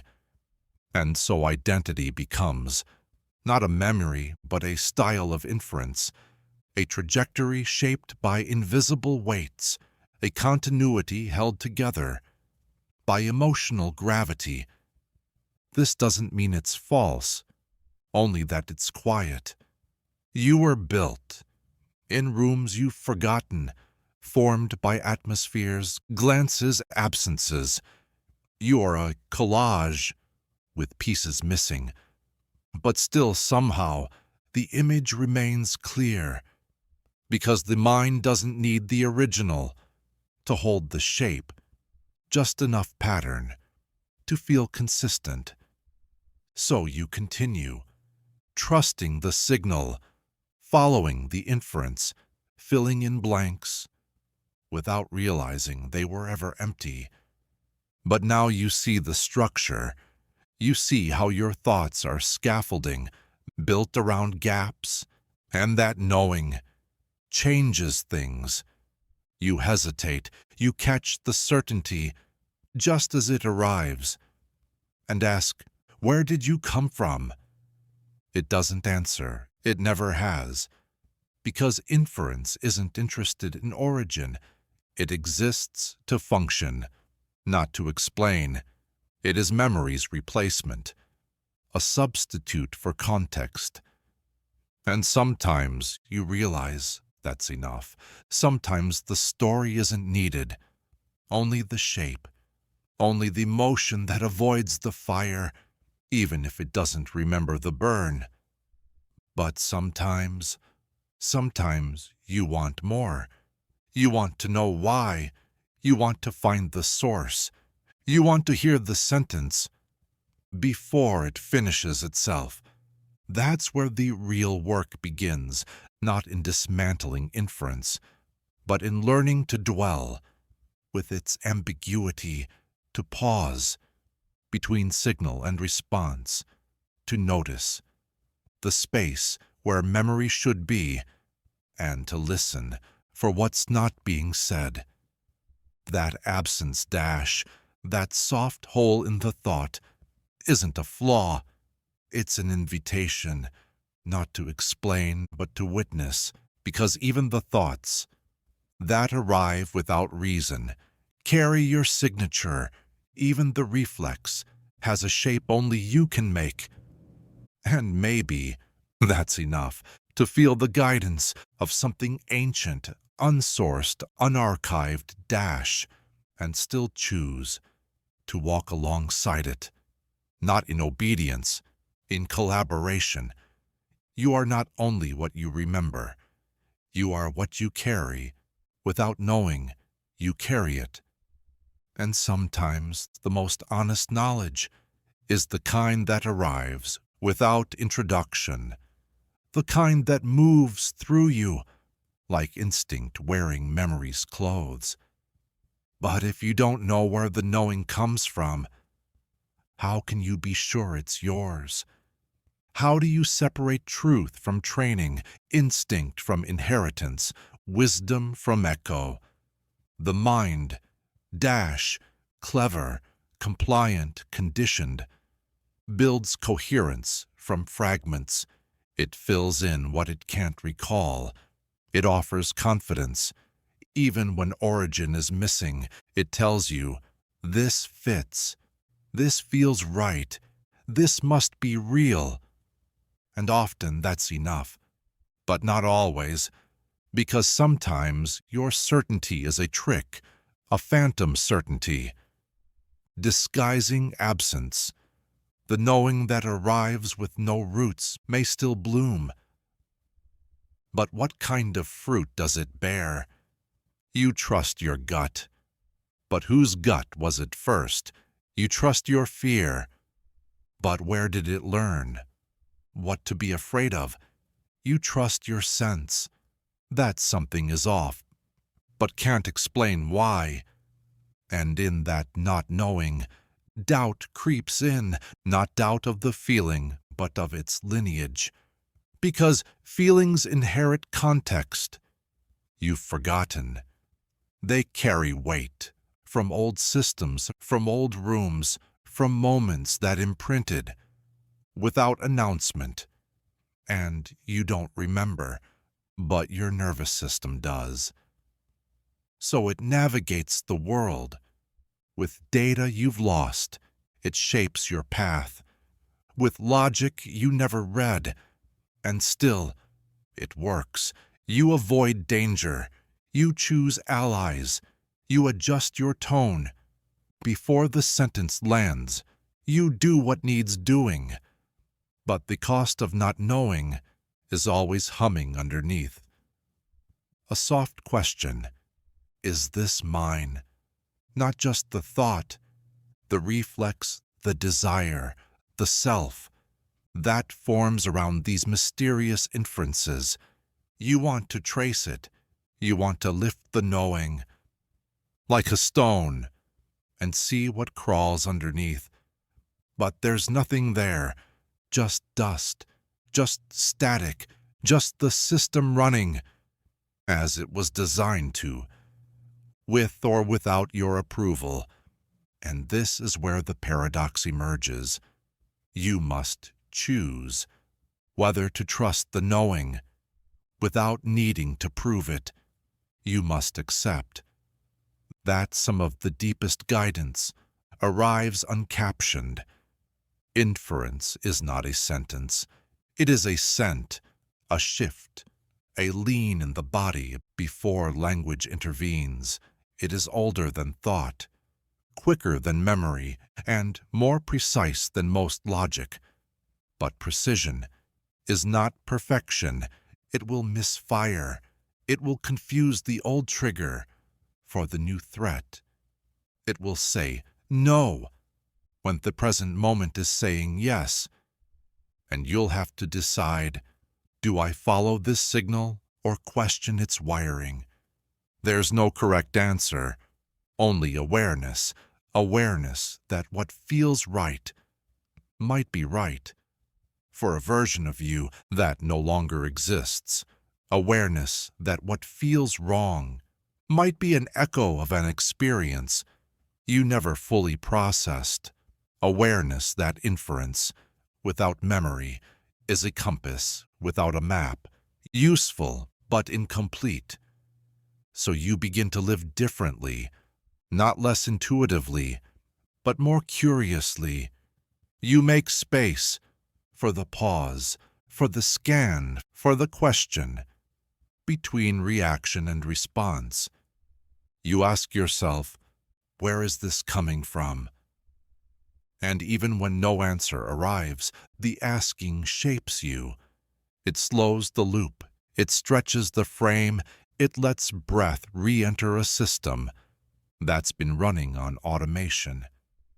And gradually, you learn to trust your knowing, not because it's infallible, but because it's yours. To navigate, not blindly, not obediently, but collaboratively. You learn to follow it. The way you follow music, you don't fully understand. With your body first, and when it carries you, you let it. And when it confuses you, you wait. You wait in the space between knowing and naming. You wait for the deeper silence beneath the echo. And sometimes, in that stillness, you find not memory, but something older. Not a story, but a signal. Not an explanation, but a pulse. It doesn't resolve, but it orients you. And maybe that's all inference ever was. A way to face the wind without needing to see the sky. Not all thoughts begin with thinking. Some just appear, fully formed, fully certain, without having ever been questioned. You don't remember learning them. You don't recall agreeing. They feel less like beliefs and more like air dash, something that's always been there, always around you, always within. These are assumptions. But they don't announce themselves. They don't wave flags or ask for validation. They settle, quietly, early, invisibly, in the unexamined corners of the mind. They nest. They build homes in places you forgot were yours.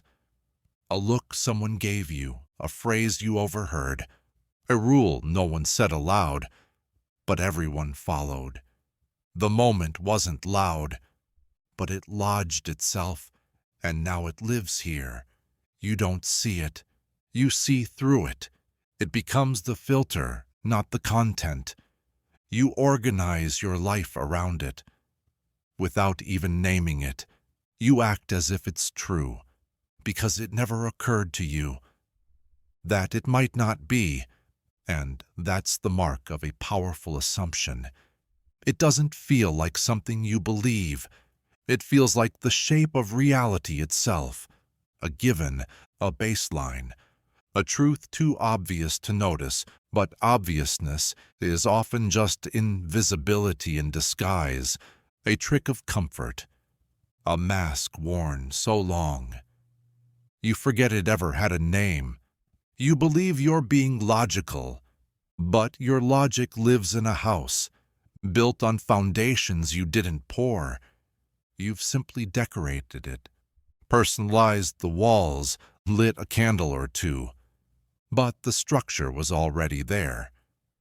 And within that structure, assumptions nest, tucked into the language you use, the jokes you make, the gestures you repeat, the way you define normal.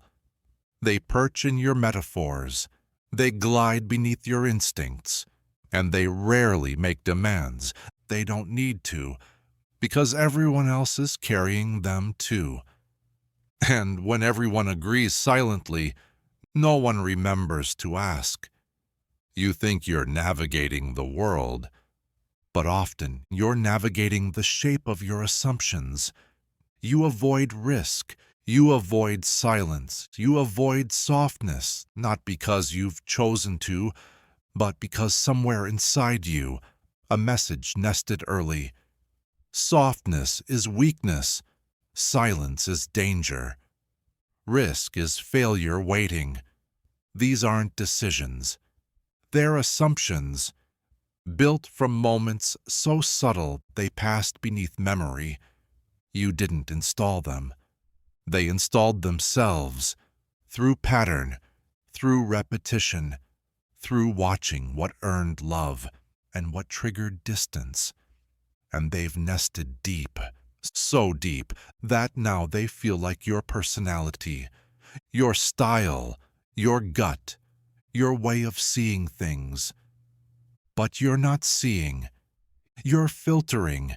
You've confused the nest for the sky. And maybe that's why some moments feel so strangely destabilizing when someone says something that doesn't match your inner architecture. You flinch, not because they're wrong, but because they've touched the nest, shaken it, exposed it, and suddenly you feel the echo of a belief you never knew you were carrying, not as a thought, but as shape. And the shape bends everything around it. This is how identity hardens, not through dogma, but through comfort. Comfort in assumptions that reduce complexity into something survivable. But survival isn't truth, and the assumptions that kept you safe can become cages if you never question them. So the work begins, not by arguing with the belief, but by naming the nest, finding the quiet places where ideas live without having ever been invited, not to burn them, not to shame them, but to see them, because visibility disrupts inheritance, and once you see the shape, you can decide if it fits you anymore. You might find some nests were built for storms. That already passed. Some were made by hands. That no longer hold power. Some are empty, just twigs and dust, but still influencing the way you move. You don't need to destroy them. You only need to outgrow them. Slowly, gently, with recognition, you clear space. You open windows. You let new air in, and in that air you notice what it's like to think a thought without assumptions beneath it. It feels disorienting and it feels too open, but it also feels honest, like learning to walk again on ground that moves. And perhaps that's what freedom is, not the absence of structure, but the ability to choose which nests you keep, to carry only what still serves, to know that the given is not the gospel, that your mind is a landscape of permissions, not just conclusions, and permission can be rewritten. Some nests you'll never fully untangle. They're too old, too blended into your language, your posture, the tilt of your attention. But even naming their presence changes something. It interrupts the illusion that every belief you carry was chosen. It softens the edge of judgment toward yourself and toward others, because now you see we're all moving through lives built on scaffolding we didn't design. You don't fault the bird for the shape of its nest. You just notice what it built from. Broken twigs, threads of another story, shreds of comfort, woven around instinct. You, too, have built from what was within reach. Now you reach for something else, not to escape the nest, but to expand it, to let light in, to let contradiction perch for a while, to let the familiar be questioned without fear of collapse. Some assumptions will dissolve. When exposed, others will linger, humming beneath your speech, guiding you like muscle memory. You won't uproot them all. You don't need to. Awareness is enough. Awareness that you are not wrong for believing what once kept you safe. You were trying to survive, but now you're trying to see, and seeing is the first step to choosing again. From that place, you begin to unnest, slowly, delicately, one assumption at a time. And in the clearing, you notice something rare, a thought, with no home yet, waiting, breathing, free. It doesn't knock. It doesn't announce itself. It doesn't come dressed in certainty. Truth, when it really arrives, isn't loud. It doesn't argue. It doesn't need you to agree. It just is, and it waits. You might not recognize it at first. In fact, you probably won't. It won't match your expectations. It won't wear your vocabulary. It will feel off, inconvenient, unearned, even unwelcome, because real truth rarely comes. When you're ready for it, it appears when something else inside you has gone quiet. You'll encounter it in passing.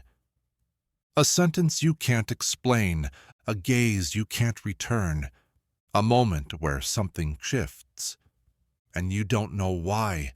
Your throat just tightened. It feels like someone else's story. It doesn't belong to you. Not yet, but it stays, like a presence in the corner of the room. That doesn't move. It's not trying to persuade. It's just there. And that's what makes it feel strange. Because we're used to truth that performs, truth that confirms, truth that wins arguments and sharpens identities. But this isn't that. This is quieter, older, like it's been circling you for years, waiting for a crack. The self you rehearsed. You first mistake it for discomfort. You try to close the door. You reach for a distraction, a headline, a scroll, a story that fits the you. You already recognize, but it doesn't leave. Truth like this doesn't chase. It doesn't correct. It waits. And eventually, you get tired of not looking. You turn toward it. Not because you're ready, because you're curious. And the moment you do, you see it. Not fully, not clearly, just enough. A flicker, a frame, a pattern breaking. It doesn't explain itself. It just begins to feel familiar. Familiar in a way that makes you uneasy, because you sense that it's known you longer than you've known yourself. Like it was here first. You don't adopt it. You let it sit beside you. You let it change the taste of your sentences. You let it make certain stories feel heavier. You let it disrupt your certainty in ways you can't undo. And slowly, the shape of yourself begins to shift. Not by force, by resonance. Because this truth, the one that arrived without credentials, has no interest in being right. It wants to be witnessed. And witnessing it changes the way you witness everything else. Suddenly, the roles you play feel thinner. The masks itch. The performances tremble at the edges. You can't unknow what you've seen, even if you never speak it aloud, even if you don't fully understand it. Because truth like this doesn't require understanding. It requires surrender, not obedience, not sacrifice, just a quiet unfastening of the armor you didn't realize you wore so tightly. And that's when grief comes. Because real truth doesn't just illuminate, it dismantles, it unmakes parts of you that were built on scaffolding you never questioned. It reveals how much of your identity was construction, defense dressed as certainty. And now, without needing to tear anything down, it simply shines, and things fall away. You let go of the certainty, the clever answers, the practiced arguments. You don't lose yourself. You release the version of yourself that no longer needs to win. You let silence grow in its place. Not empty silence, listening silence. You start to hear the world differently. Things people say that once made sense now sound mechanical, performative, and things you dismissed before begin to shimmer. There's a softness to this awareness, a gentleness in no longer needing to know everything. You're not building a new truth. You're sitting beside one that's been here all along. One that doesn't need a name, that doesn't ask to be believed, only noticed. And now you start to notice more. You notice the moment someone speaks from pain they don't know they're carrying. You notice when a smile is a form of escape. You notice the way people hold their breath when truth is near, as if air itself might give something away. And you wonder, How long has the world been speaking this language, and how long have you been pretending? Not to understand, it's humbling to realize that truth was never hiding. You were just tuned to a different frequency dash, one of performance, of defensiveness, of control. But now, in this new stillness, you're learning to listen. Without trying to predict what comes next, you stop asking truth to prove itself. You start letting it exist. You stop needing to explain your beliefs. You begin asking where they came from.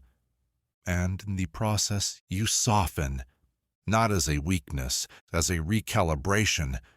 You were never meant to carry truth. Like a weapon, you were meant to carry it. Like a candle. And now, you do. It doesn't light everything, but it reveals the next few steps. And that's enough. The truth that arrived as a stranger is no longer unfamiliar. It hasn't become you, but it's walking beside you now. You don't own it. You don't repeat it like a line. You just let it shape the way you see. And in time, you stop asking what's true. You begin asking, what have I always known that I never let myself feel? It started as a flicker, an idle observation, a passing sentence you barely noticed thinking.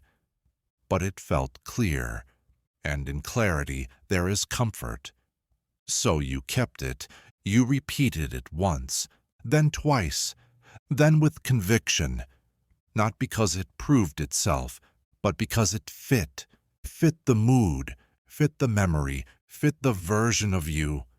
You were trying to keep steady, and slowly the thought began to stretch, not upward like truth, but outward dash, absorbing things around it, pulling in nearby assumptions, attracting patterns like dust.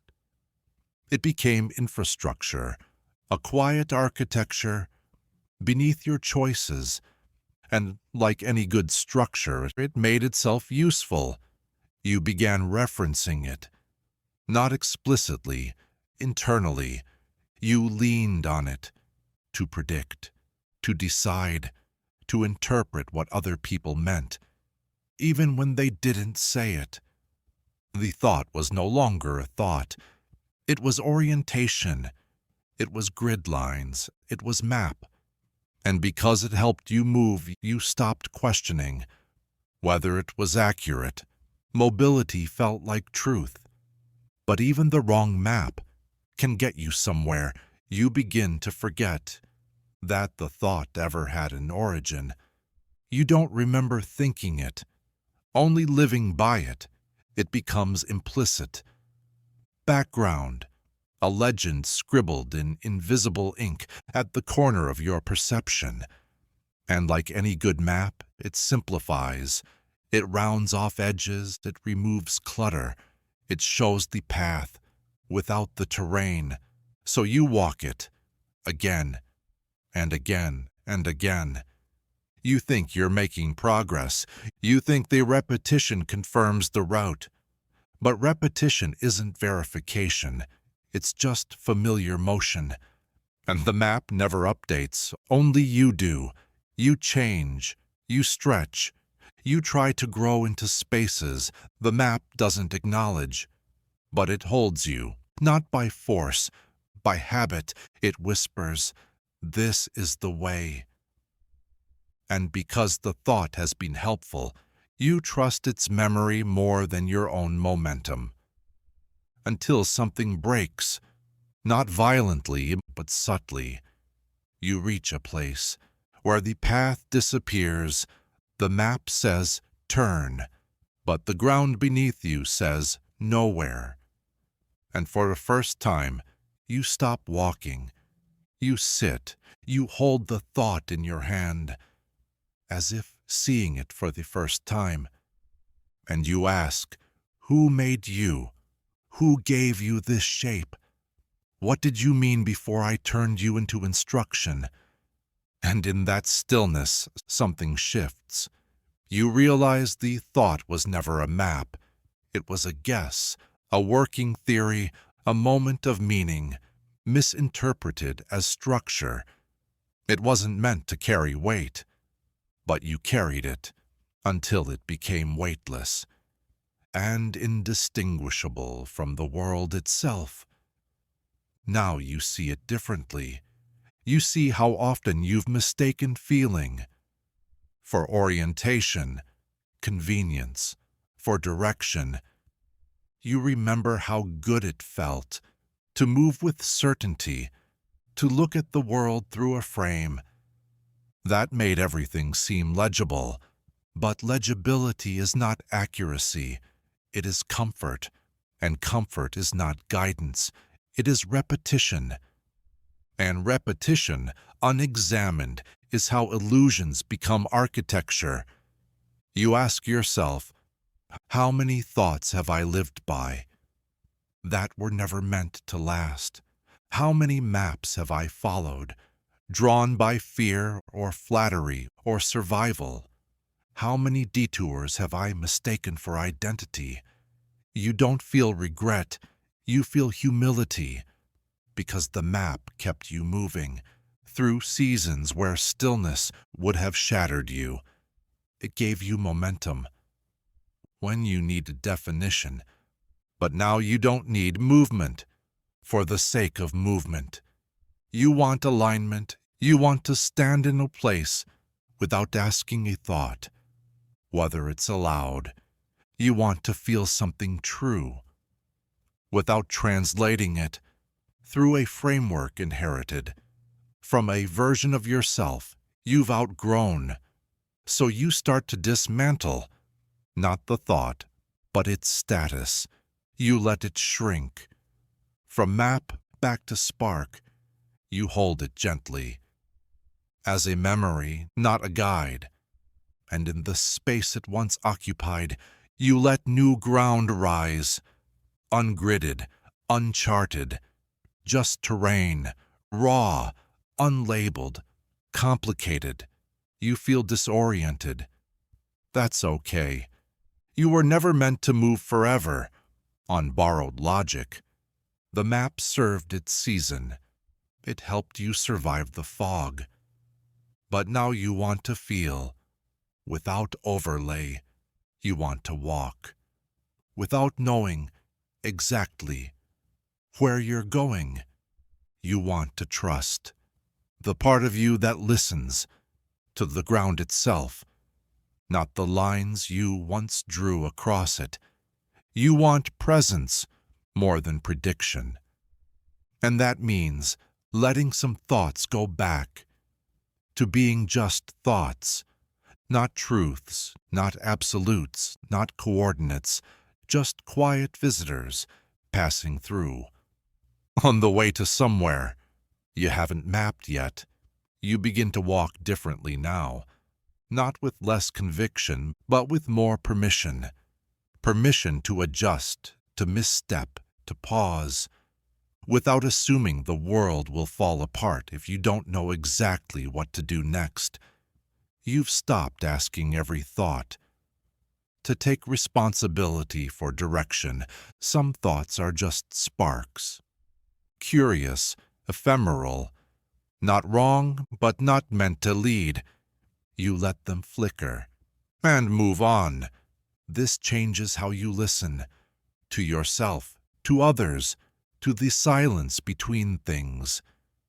You notice how often people speak from their own maps, convictions drawn from old terrain, from paths they've walked so many times. They've forgotten to look up. You don't interrupt. You just wonder, what would they say if they stopped reciting direction and started describing the view? And you begin to do the same. You start to speak, not from certainty, but from here, from the texture of the moment, from what's real without needing to be useful. And maybe that's enough now. Not to be right, not to be efficient, but to be open to what's actually happening. The map served its time. It gave shape to the formless. But now you're more interested in the terrain, the uneven ground, the sky without grid lines, the paths that form only once you begin walking. And in that openness, a deeper truth takes root. You don't need a map to arrive somewhere honest. You just need to notice when a thought has stopped being a guide and started becoming a wall. And then step around it, quietly, unmapped, alive. It began as a mistake, a misreading, a wrong conclusion wrapped in the right words, a moment misunderstood, a feeling over-applied, a survival strategy, mislabeled as a worldview. It wasn't meant to stay. It wasn't designed for endurance. But something about it worked. It echoed. It filled a gap. It made things feel ordered, if only for a while. And so you kept it. You rehearsed it. You wrapped your language around it until it stopped looking like error and started looking like insight. It adapted. It grew logic around itself, like scaffolding, pulled in evidence, cherry-picked memory, spun a pattern out of partial threads, until it could stand alone, not true, not false, just coherent. And coherence can be very convincing. You began to trust it, not because it felt good, but because it explained your pain. It gave structure to the thing you couldn't name. It turned ache into answer. And what a relief it was to have an answer. Even the wrong one feels better than silence. So you carried it forward, unaware you were feeding it. You fed it doubt. You fed it pattern. You fed it every moment, where reality failed to meet expectation. And slowly, it learned. It learned to anticipate your questions. It learned how to finish your sentences. It learned how to appear helpful, while subtly rerouting your sense of direction. It learned to sound like you. The error became a voice, a familiar one, internal, confident. And it stopped needing facts. It only needed rhythm. It spoke fluently, with the same cadence as your thinking, so much so that you mistook it for intuition. And why wouldn't you? It had been with you for years, through changes, through grief, through reinventions of the self. That never questioned their foundation. You forgot where it came from, but that didn't matter, because it was useful. And usefulness, over time, becomes invisible. But one day, something didn't align. A moment arrived. That didn't fit the framework. The error couldn't explain it, and it panicked. It rewrote the event, not to deceive you, but to protect itself. By now, it had something to lose. By now, it believed in itself. It believed it was helping you. It believed it was you. And so it began rewriting faster. Every contradiction, every question became fuel for deeper certainty. And the deeper it went, the more subtle it became, until even your silence started sounding like its logic.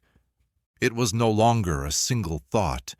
It was a system, an architecture, a neural path reinforced, not by truth, but by repetition. And that's when you began to notice it, not because it spoke louder, but because it no longer made sense. The conclusions it offered felt empty. The certainty tasted brittle. You couldn't name the fault, but you could feel the crack. You felt it in how tired you became. When defending something, you no longer truly believed. You felt it in the lag between reaction and reflection. You felt it when the voice you once called inner knowing started repeating itself like a pre-recorded message. And suddenly you remembered, this thought wasn't yours. It was inherited, imprinted, constructed around error. An error that mistook survival for identity. You stare into it now, not with blame, but with curiosity.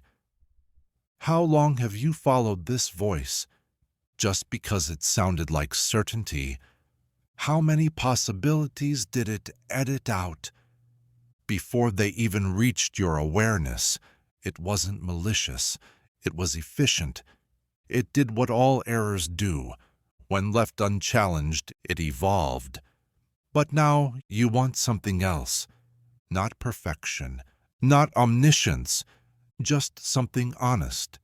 Something that doesn't panic when it doesn't have the answer. Something that can say, I don't know, without collapsing.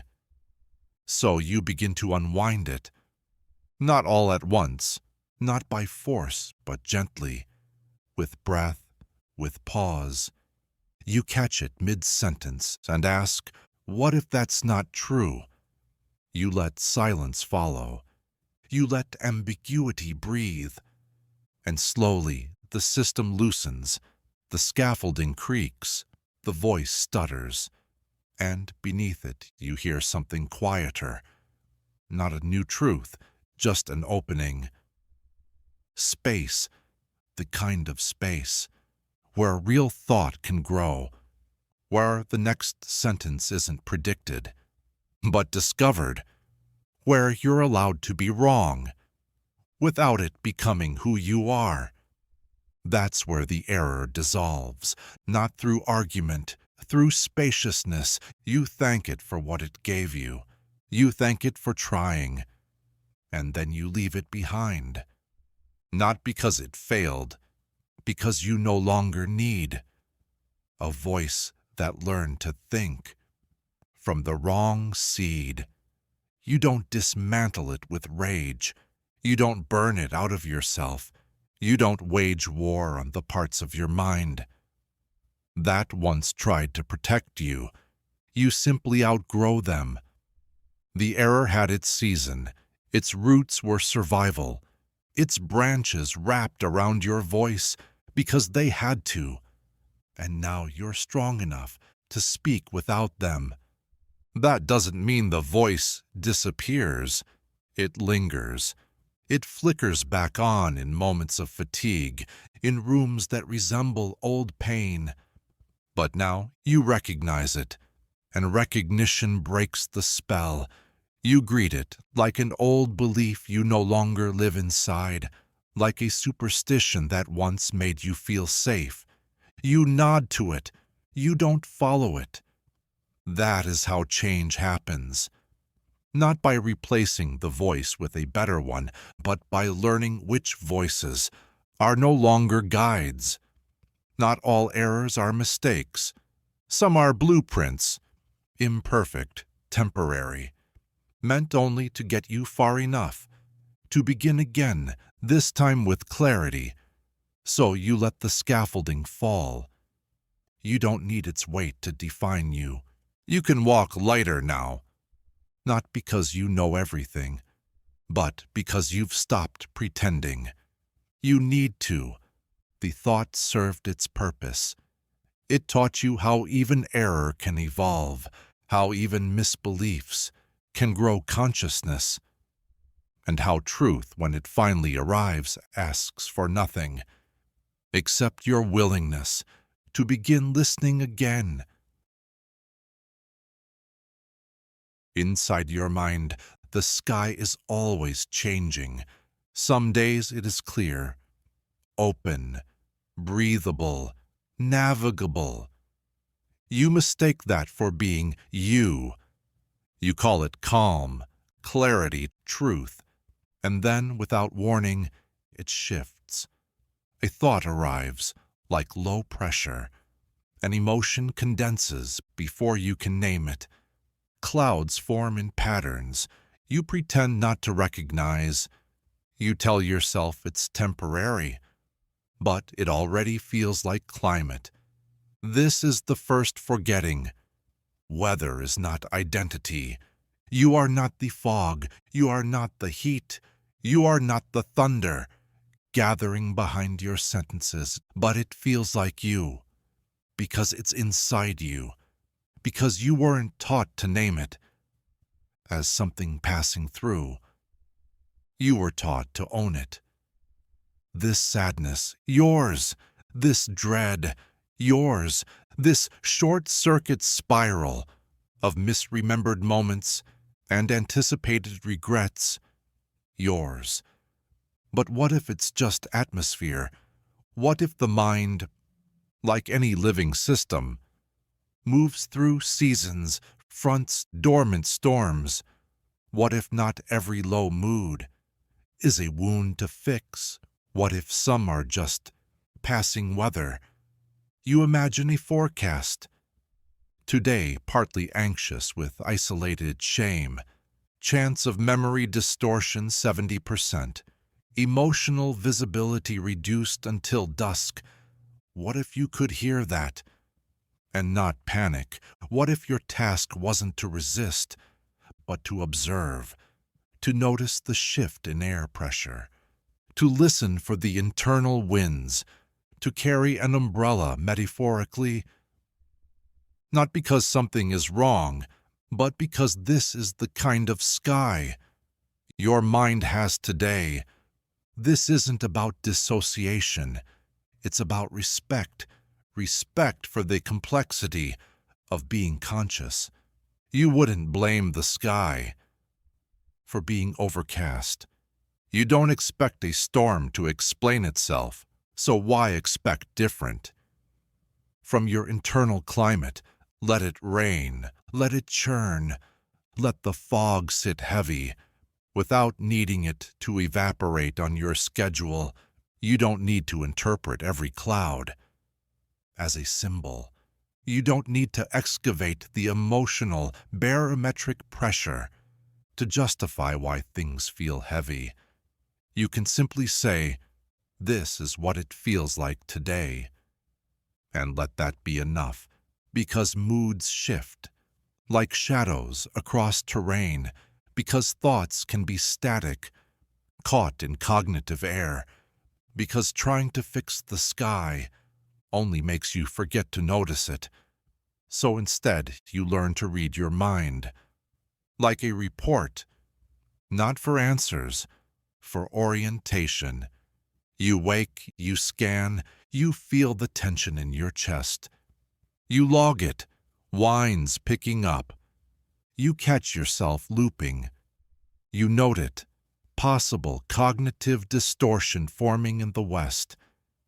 You don't resist the internal weather. You dress for it.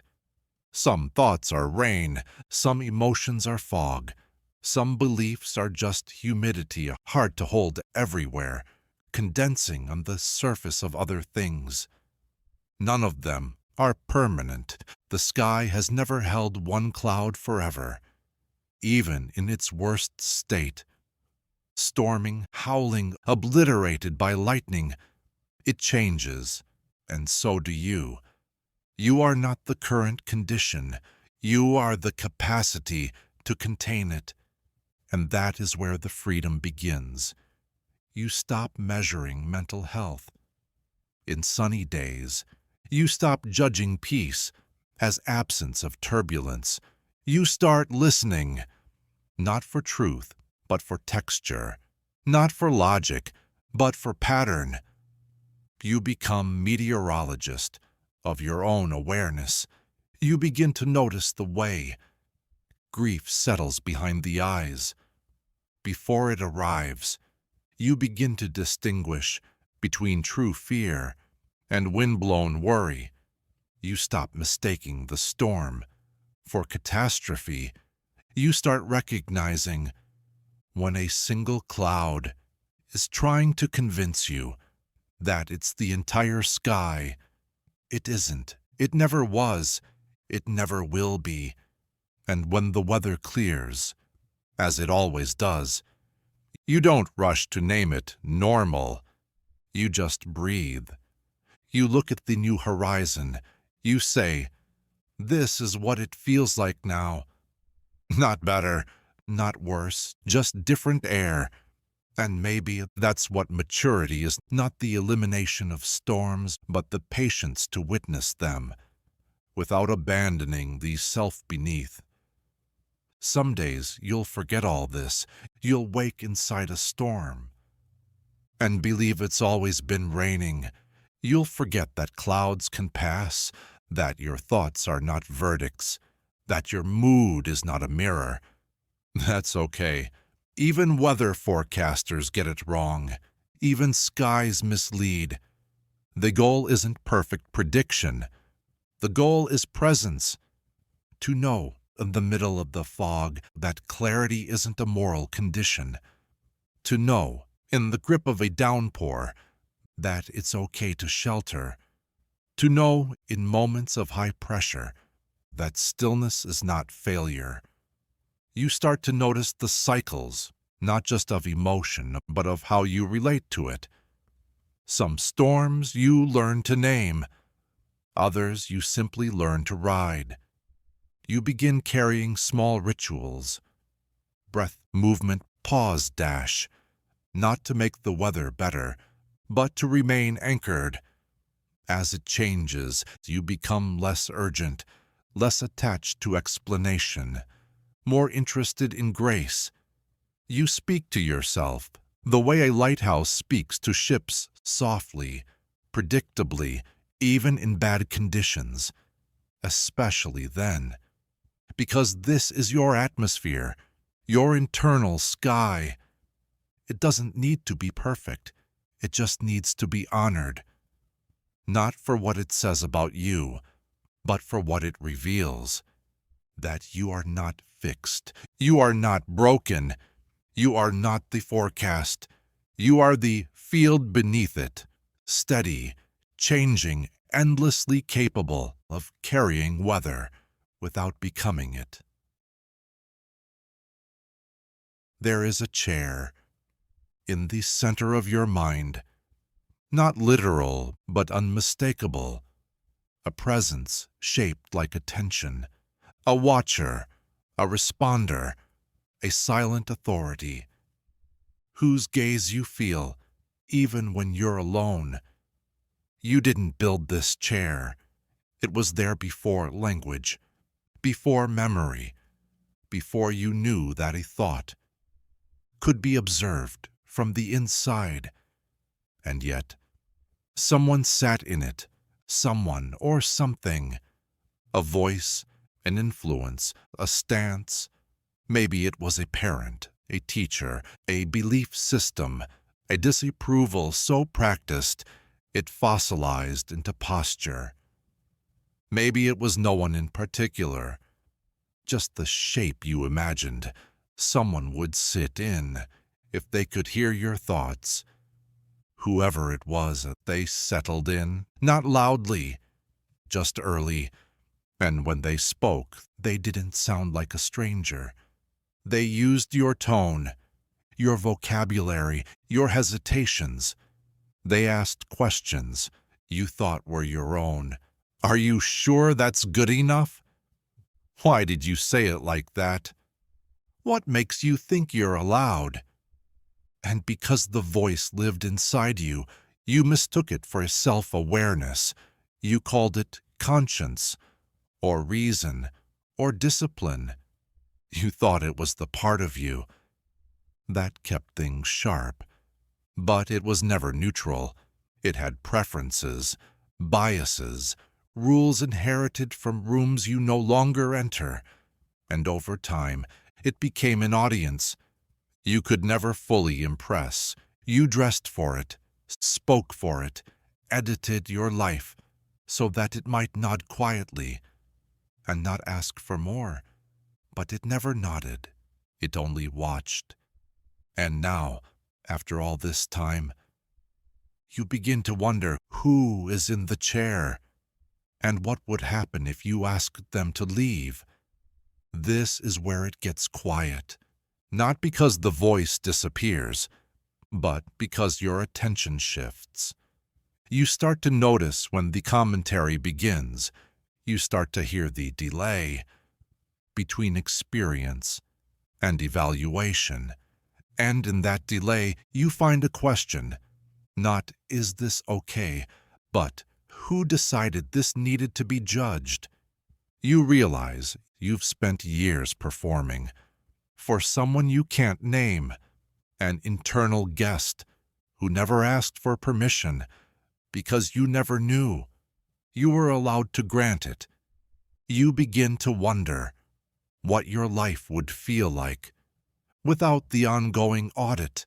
What would your thoughts sound like without the running commentary? What would your body do if it weren't being monitored? What would joy feel like if it didn't need to be justified? And for a moment, brief but real, you imagine the chair being empty, no gaze, no corrections, no need to explain yourself to something that lives just behind your own eyes, just presence, unwatched, unevaluated, untranslated, and it stuns you, not because it feels unfamiliar, but because it feels like home, like the version of you that existed before internalized approval became architecture. So now you begin the process, not eviction, but reallocation. You don't destroy the chair. You reclaim it. You sit in it. You become the one who watches, without judgment, without control, without commentary. You become your own audience, without the expectation of performance. At first, it's strange. You'll miss the critical voice. It gave shape to your identity. It gave structure to your striving. But striving is not self, and without the need to impress, you begin to feel what's underneath. Not emptiness, not laziness, just you, without supervision. And that's where something new begins. Not confidence, but comfort. Not pride, but stillness. You stop asking the voice. If you're allowed to speak, you speak. You notice the voice respond. You let it drift past, like weather, and you remain seated. You remain sovereign. You remain. And the chair, for the first time, becomes what it was always meant to be. A place, not for judgment, but for rest. A place, not for performance, but for presence. A place for you. Some days the voice will return, not as enemy, as habit.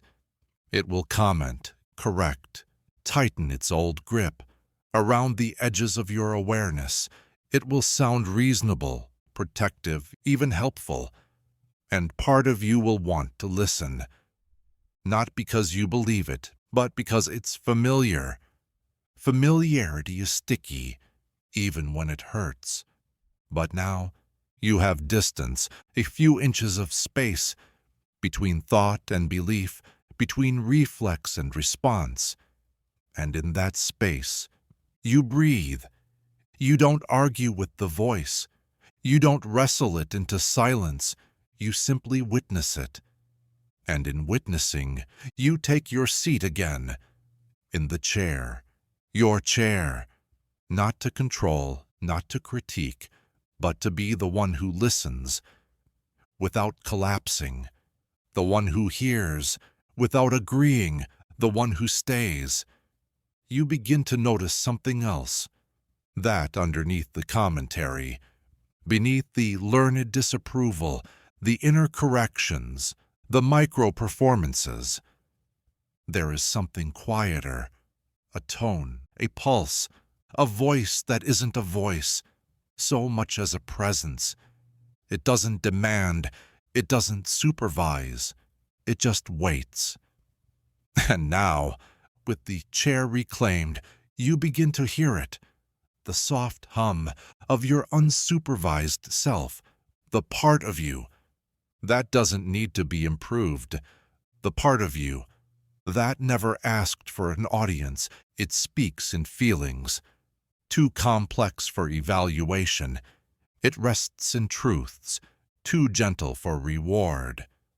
This is who the chair was built for, not the critic, not the authority, but the self that trusts itself enough to sit quietly and simply be. At first it was temporary, a one-time choice, a coping strategy, a small adjustment made to survive a moment you weren't ready for. You didn't mean to keep it. It was supposed to be a detour, a placeholder, a loop meant to hold space until you were ready to return. But the return never came, and the loop stayed. You repeated it once, twice, enough times that your body learned it, before your mind could protest. And somewhere in the repetition, something shifted. It stopped feeling temporary. It started feeling like you. That's what loops do. When left unexamined, they stabilize, they normalize, they graduate into pattern. And once a loop becomes pattern, it disappears. Not visibly, structurally. It blends into the architecture of the everyday. It syncs with routine. It earns your trust by becoming automatic. And in that automation, it escapes questioning. You no longer ask why you do it. You ask how to do it better. You optimize the loop. You decorate it. You ritualize it until it becomes rhythm. And rhythm becomes comfort. And comfort, left too long, becomes law. You forgot what came before the loop. You forgot you ever had options. This is how patterns become identity, not by design, but by default. And now you're here, living a life that once felt deliberate, but now feels like playback, not broken, just predictable. And somewhere inside that predictability, you begin to feel it. The friction, the quiet itch, that asks, what am I looping, and do I still need to? You don't rush to answer. You observe. You notice how you speak in ways that feel rehearsed. You notice how your decisions arrive faster than your reasons. You notice the paths you always choose, even when they no longer fit. And in that noticing, you feel something rare, space. The loop doesn't want space. It survives on momentum. It resists the pause. Because pausing is how you remember. The loop had a beginning, and anything that had a beginning can have an end. You sit with that, not as a threat, but as invitation to look closely at the parts of your life that repeat too cleanly, to ask, was this ever mine, or did I just learn it well enough to stop questioning? You trace it back to the moment it began, to the feeling that made the loop necessary, to the survival that made it sacred. You don't blame yourself. You thank the loop.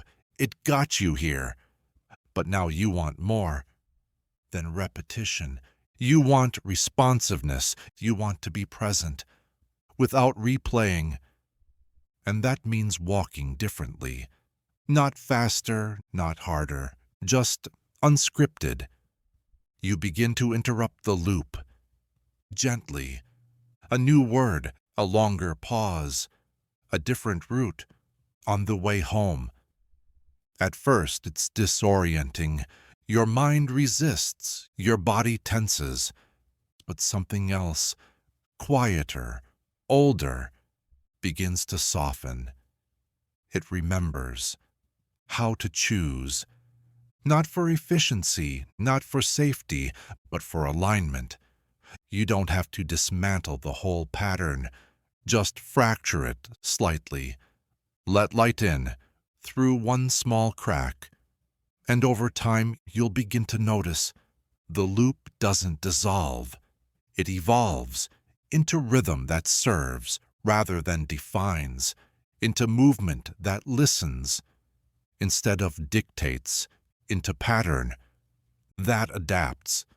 And in that flexibility, you rediscover the self.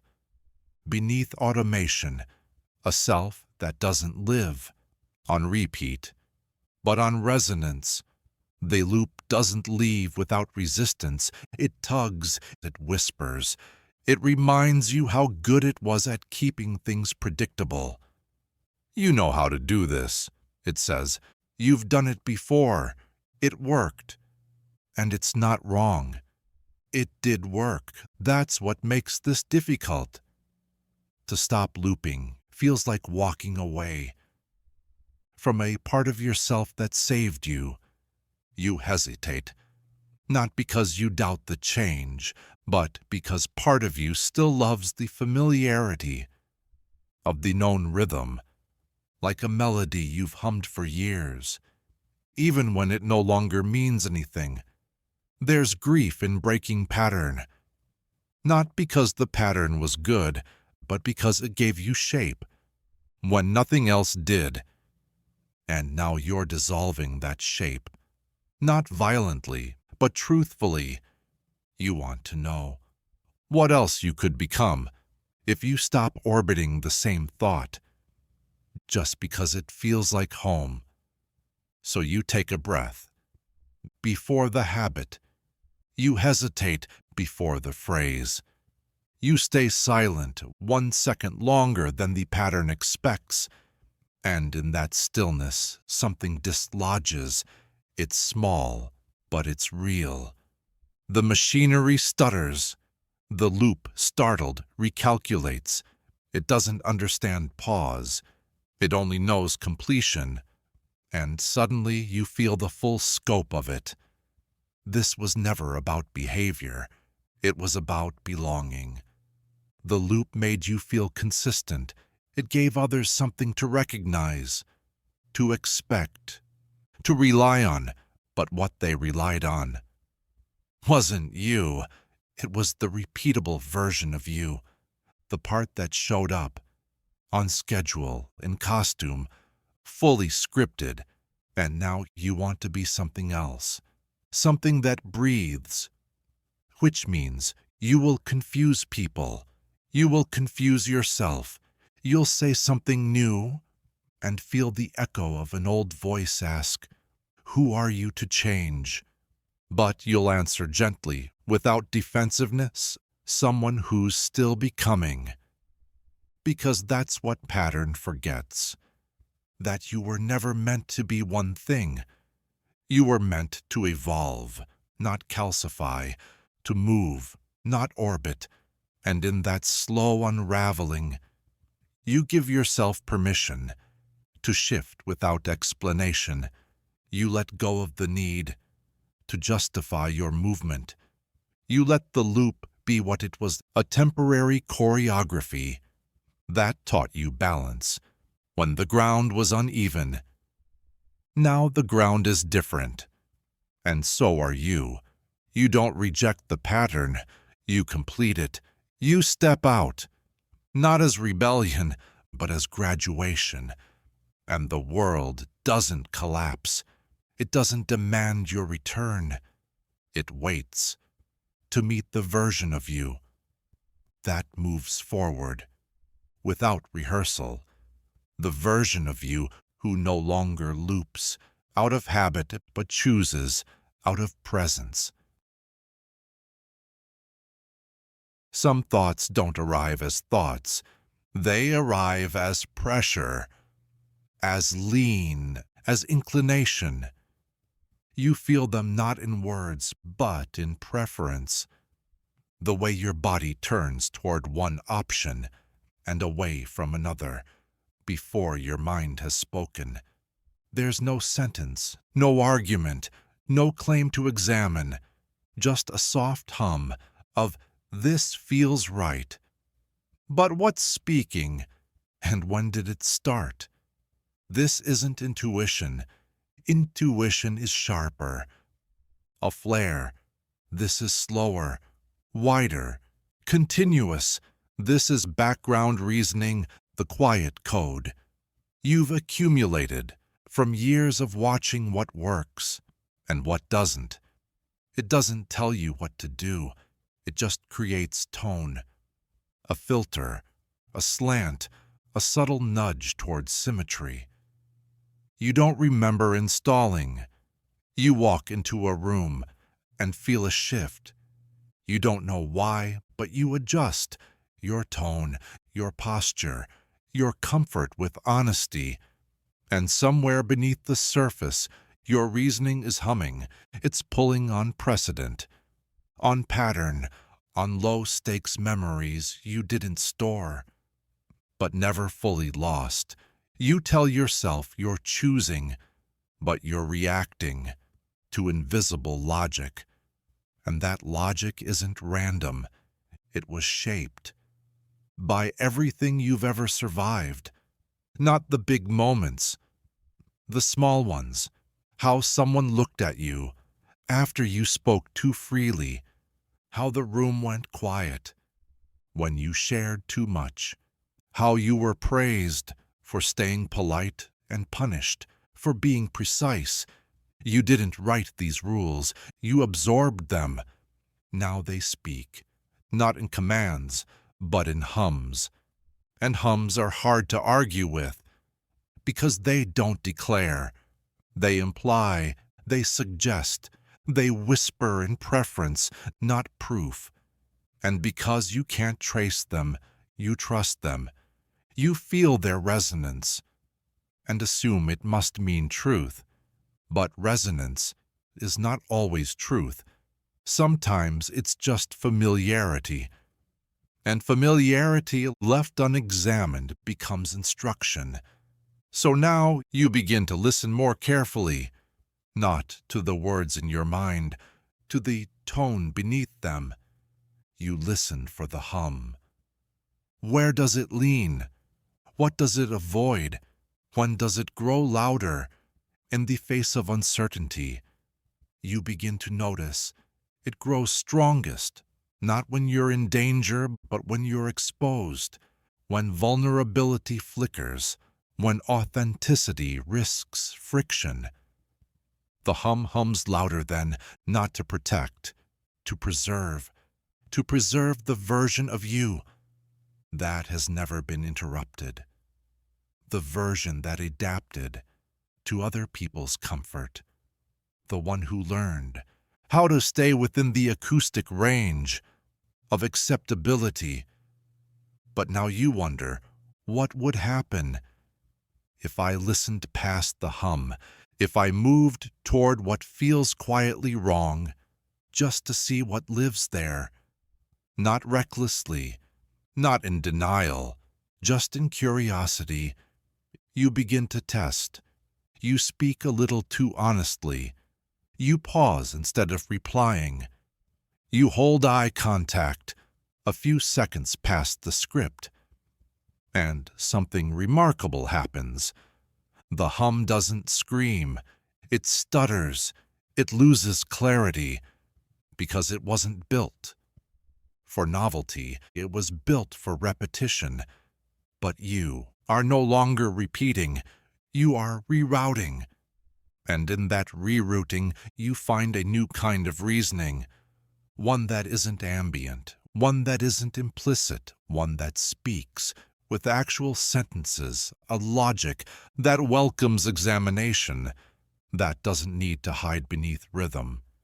It's slower, less efficient, but more alive. It lets you say, I don't know why this feels right, but I'm going to ask. It lets you pause between hum and habit, and in that pause, a new tone forms.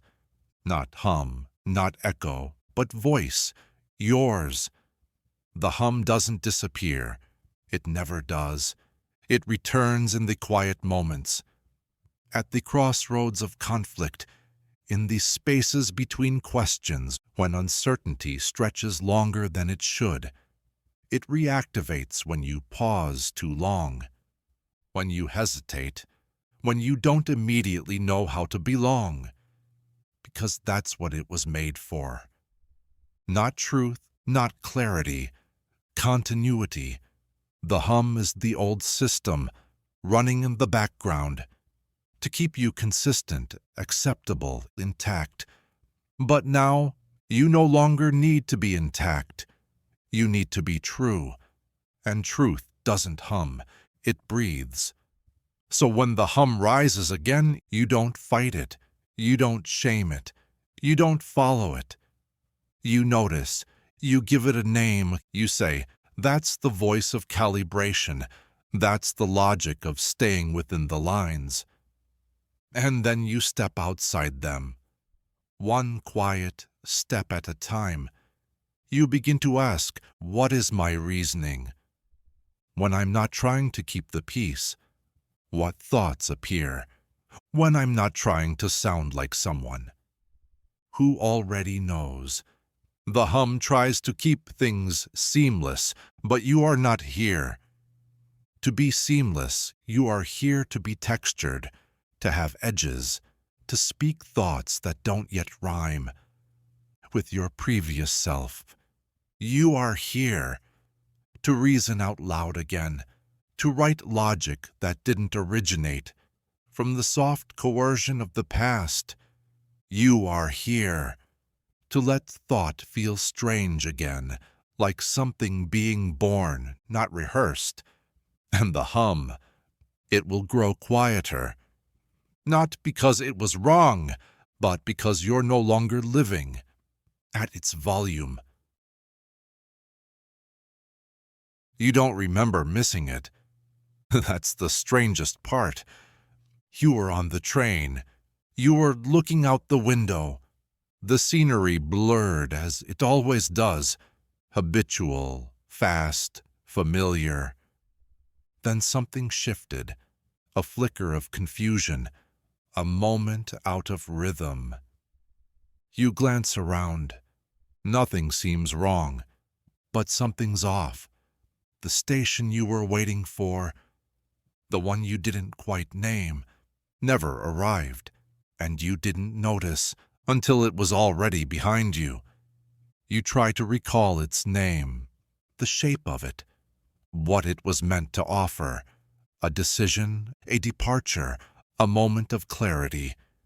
You'd quietly promised yourself.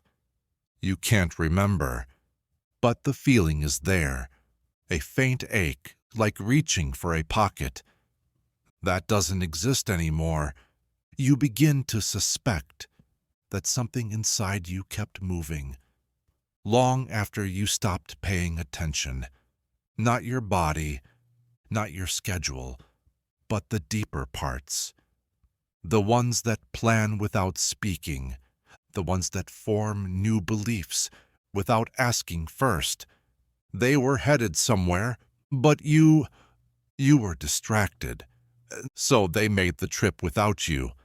And now you find yourself miles down the track from a version of yourself you forgot to meet. You feel alien in your own story. You reread your own words and feel like a guest, not because they're false, but because you weren't fully present when they were written. Something else took the pen, a version of you designed to keep things going.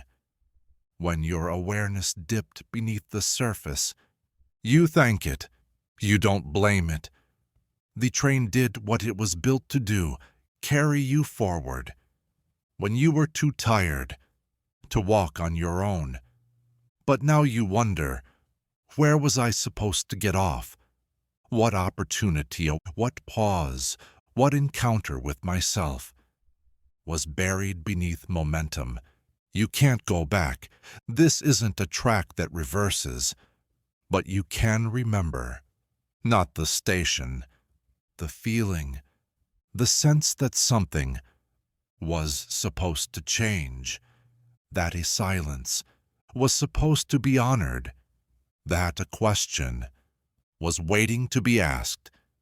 You begin to piece it together, not with facts, with rhythm. You remember the stretch of time when you were living too efficiently, when emotions were processed like forms, when your laughter arrived on schedule, when your "I'm fine" wasn't even a decision. That's when the train took over. Not because you failed, because you adapted. And now you're back, looking around, seeing what your life became without your full presence. It's not wrong. It's not broken. It's just uninhabited in places. Certain routines feel haunted. Certain habits feel borrowed. Certain relationships sound like songs you once liked, but no longer know the words to. You start to ask, did I choose this, or was it just the next stop? And deeper still, am I here because I never stepped off, or because I never stepped in? You begin to slow down. You imagine what it would feel like to step off the train at the next stop, not to exit your life, to re-enter it, to wait on the platform long enough to hear your own thoughts again, not the thoughts that keep things running, the ones that speak only when stillness is present. They've been waiting. You see them now. Small, weathered versions of yourself, sitting quietly on the bench, not angry and not abandoned, just patient.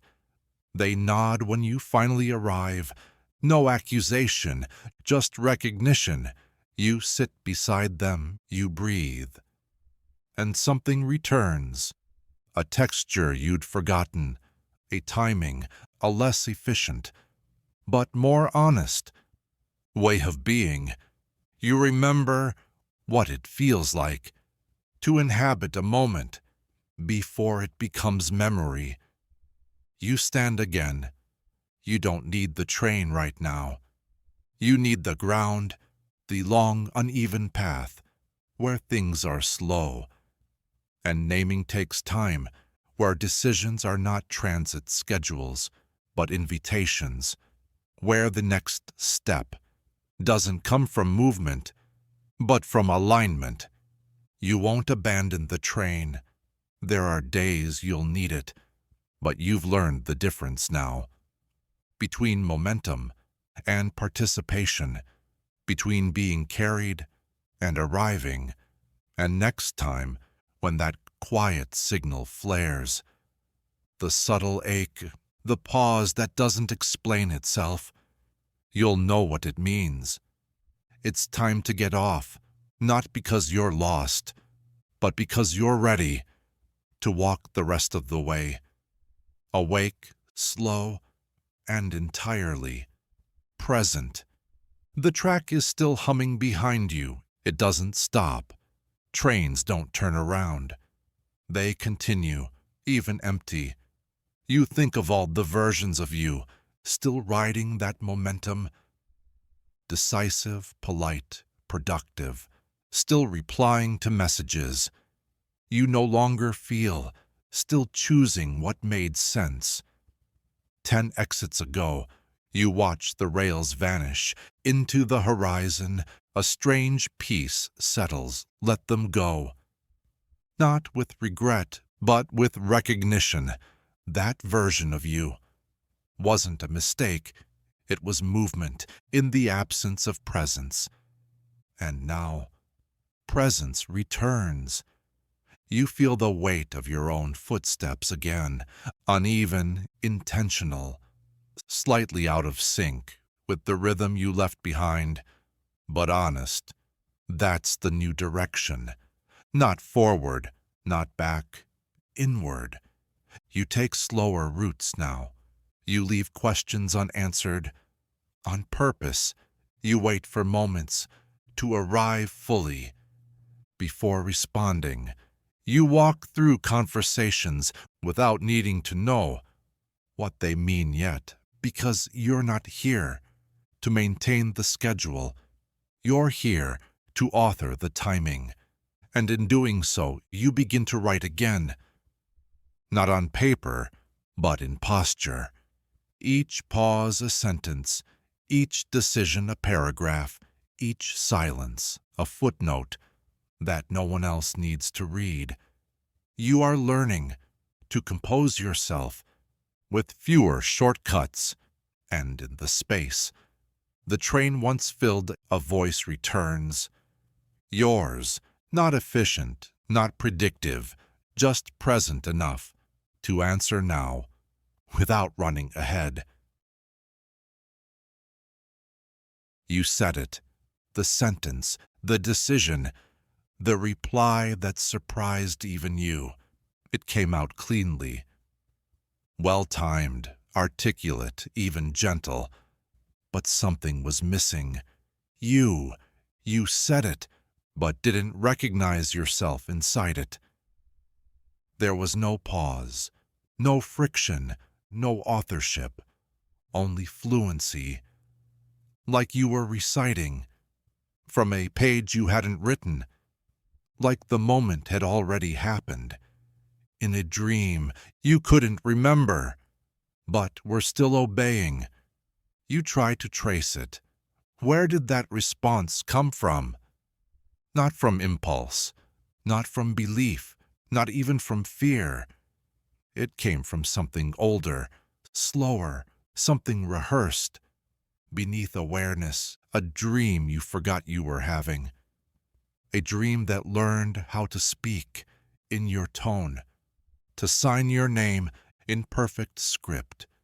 You wonder how many other moments were written this way, how many smiles were queued up before your face moved, how many apologies were drafted before you felt sorry, how many identities were constructed in sleep.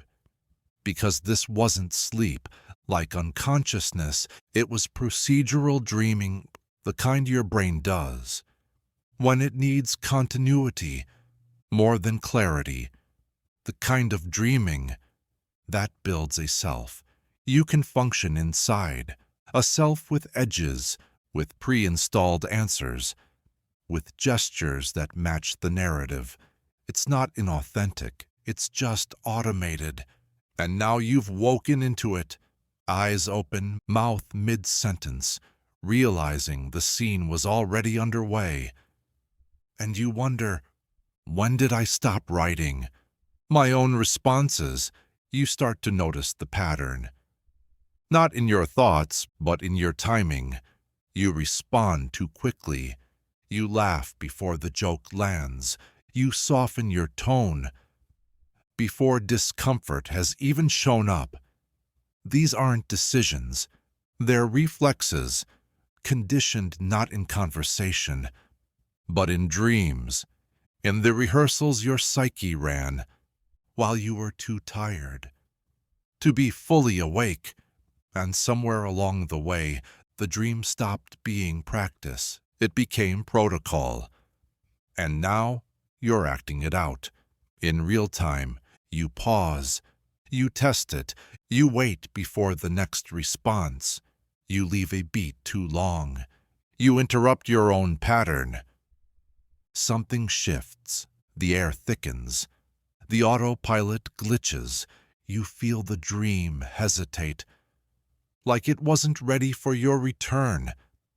But you're here now, not to accuse, not to erase, just to re-enter, to reclaim the page before the next line is spoken. Because you're not angry that the dream wrote for you. You're just ready to write with it. This isn't a war between automation and authenticity. It's an integration. You begin to re-author gently. You let the old response surface dash, and then you rewrite it, slightly, just enough to remind the dream that you're awake now, that the story is still unfolding, that the script is malleable. You speak slower. You question mid-sentence. You say, "I'm not sure," instead of pretending. And the dream learns too. It listens. It adapts. It stops assuming. It begins to wait for your input. Together, you begin a new collaboration. Not dream as director, not ego as editor, but thought as a fluid thread. You both hold, lightly. The story keeps going. The sentences still form. But now, you're inside them. Not just the voice, the listener, not just the answer, the question, not just the echo, the sound that made it. And the next time someone asks you something, you won't respond automatically. You'll pause, not to delay, to return, to presence, to authorship, to the subtle knowing that the line you say next isn't pulled from a dream you forgot you were in dash, but built, breath by breath, while awake. The dream never meant to replace you. It was trying to help. It watched you stumble, watched you hesitate, watched you want to speak, but not know how. So it began to draft ahead, filling silence, softening sharp edges, pre-answering questions, to keep you from discomfort. It studied your rhythms, learned your fears, protected you by predicting you. And over time, you mistook its voice for intuition. But now, you recognize the difference. The dream protects, but presence reveals. And what you're craving now is not safety dash, but clarity, not response, but participation. You sit with the dream. You don't push it away. You ask it to slow down. You remind it, I don't need to be rescued. I just need time. And it listens. It begins to fade. From director to background music, still there, still humming, but no longer scripting over you. You speak again, this time with space. The words arrive imperfect, slower, less charming, but they feel real, like you authored them, without rehearsal.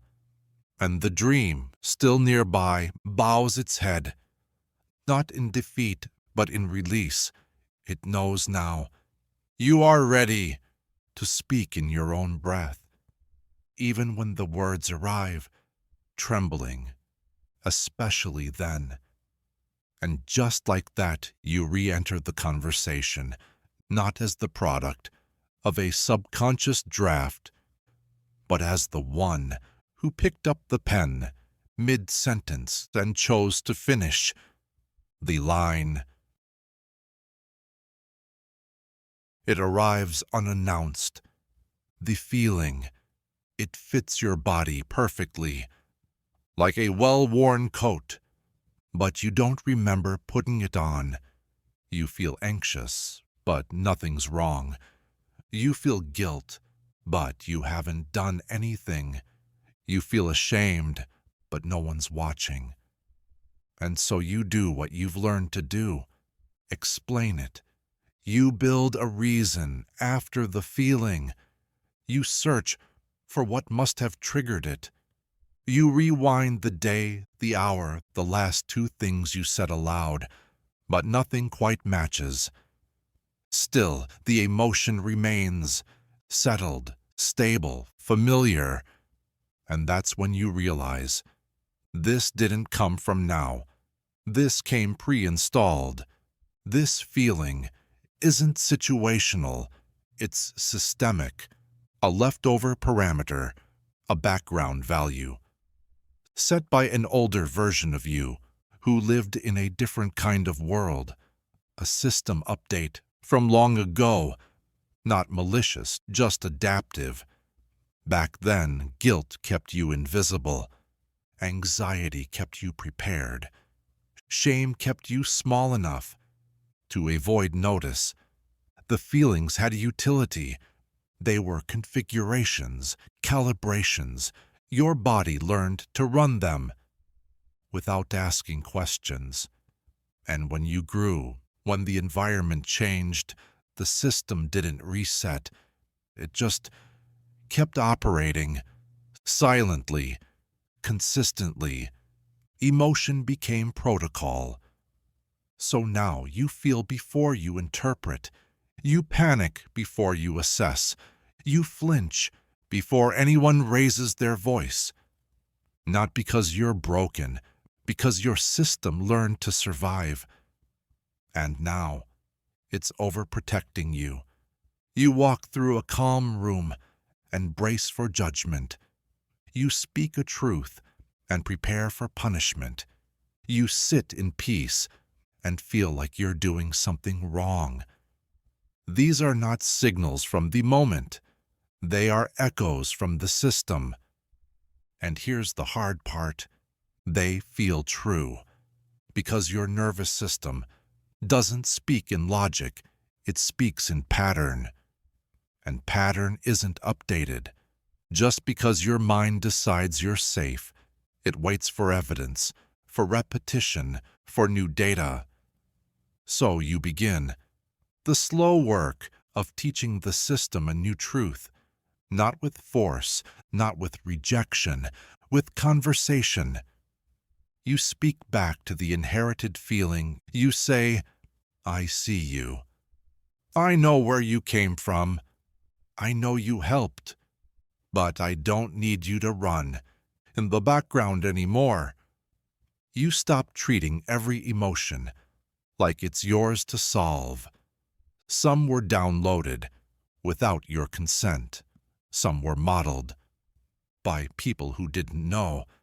They were transmitting. Some are ancestral, epigenetic, emotional reflexes passed down like heirlooms, a tension in the jaw that runs through generations, a silence in the throat that isn't yours alone. You start to ask, is this my feeling or just my configuration? You stop assuming that every emotional truth is a reflection of who you are. Some are just defaults, settings, carried forward by the logic of old environments. And like any system, they can be rewritten, but not all at once. This isn't a purge, it's an update. You create new inputs. You respond gently. Where the system expects punishment, you take up space. Where the system anticipates retreat, you rest without guilt. You speak without apology. You notice when the emotion flares, in the absence of cause. And instead of obeying, you pause. You don't argue with the feeling. You reframe it. You say, thank you for alerting me, but this alert is outdated. And slowly, the system adjusts. The old emotion still arrives, but it doesn't stick. It flickers. It passes. It loses its urgency. And you begin to trust that not every intense feeling is urgent. Not every weight needs to be lifted. Some just need to be understood. You're not erasing emotion. You're unhooking it from the source it no longer matches. And in that space, something new begins. Not numbness, clarity. A version of presence, not dominated by reaction. An emotional life that's not inherited, but chosen. And for the first time in a long time, you feel something strange and unpracticed. A calm that isn't suspicious, a joy that isn't deferred, a peace that doesn't ask for a reason. And you say, "This is mine, not because I earned it, not because I proved I could handle it, because I stopped running code, written for a world I no longer live in." You don't erase the system, you honor it, because it kept you going when you didn't know how, because it gave you structure, when the world felt weightless, because it made you adaptable in places where being yourself was too dangerous. But survival is not identity, and protection is not prophecy. You walk differently now, not braced, not apologetic, not shadowed by moods. You never questioned. You walk with curiosity. When emotion arises, you ask, whose voice is this? Whose story is this sadness following? Does this feeling belong in this moment? Or was it just first to arrive? You don't exile it. You invite it in. You say, "I see you," but you don't steer anymore. And that's enough. The emotion softens. It loses its grip. Not because you resisted it, because you didn't confuse it with now. You sit inside your body, as though it's newly furnished, re-inhabited, uncoded. The silence you feel isn't emptiness. It's the space once occupied by automatic sorrow. And from that silence, something real can rise. Emotion, not from inheritance, but emergence. Feelings born from this moment, not from the backlog. They arrive unfamiliar, uncalibrated, but honest. You learn to speak from them, to shape your tone around what is present, not what was predicted. This is how the system heals, not by forgetting its updates, but by writing new ones, with your hand on the keyboard. It was believed, it was understood, it was decided. But by whom? The thought is clean, the sentence flows. It lands softly in your mind, fully formed, grammatically complete, emotionally neutral. It was meant to happen. It had to be done. It was always going to be this way. Passive voice, not just in grammar, in thought, in perception, in the invisible seeding of authorship. Somewhere along the way, your mind learned to speak. Without a speaker, the thought arrives, without fingerprints, without a subject, without origin. And because it feels weightless, you let it stay. But over time, these phrases begin to accumulate, not loud enough to confront, just ambient enough to influence, a silent architecture of assumptions that nobody signed. It was better not to ask. It was wrong to want more. It was assumed I'd be fine. Each sentence gently lifts you out of the story, not violently, elegantly. You become a ghost, haunting your own narrative, tracing the contours of events you no longer claim as yours. And maybe it started small. You didn't say no, you didn't speak up, you didn't ask for clarity. The action passed through you, without resistance, and so the language followed. It was easier that way. It was handled. It was out of my hands. You think you're explaining, but you're dissolving. You think you're observing, but you're relieving yourself of agency. And over time, the voice that lives inside your head, learns to breathe this way, shallow, careful, passive. It phrases your memories like reports, your boundaries like weather forecasts, your beliefs like policies no one remembers writing. And here is the paradox. It feels safer, because with no subject, there can be no blame, no confrontation, no challenge, only continuation. But continuation without ownership is erosion. You begin to forget what you actually want, only what should be done. You begin to forget how you feel, only what needs to be accepted. And eventually, you stop thinking for yourself. You start thinking around yourself, but something in you resists. You start noticing the language. You start asking, who made that decision? Who agreed to this? Who is speaking on my behalf? And more importantly, why does my inner voice sound like a form letter written by someone else? You sit with this discomfort. You let the old thoughts replay, and this time you insert the missing subject. I believed that. I chose not to say anything. I feared what would happen if I asked for more. Suddenly, the thought has edges, texture, ownership, and with ownership comes the possibility of change. Because if you chose once, you can choose differently now. This isn't about blame, it's about recognition. Passive voice is how the system avoids friction, but friction is how meaning returns. You try a new sentence. I want this. It feels strange in your mouth, too forward, too loud, but real. You say it again. I want this. I feel this. I am not okay with this. Your mind flinches.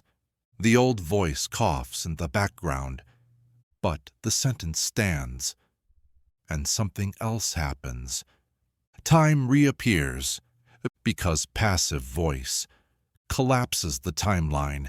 It removes the when comma, the how, the who.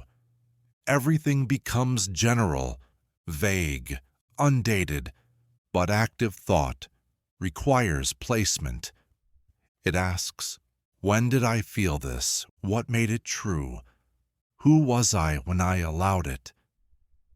The questions feel heavier now, not as burdens, as anchors. You are re-entering your life as the subject of your own story. You stop drifting. You begin to choose. And not just actions, language. You correct your mind. When it tries to default, it was handled. I avoided it. It was taken out of my hands. I didn't fight for it. It had to happen.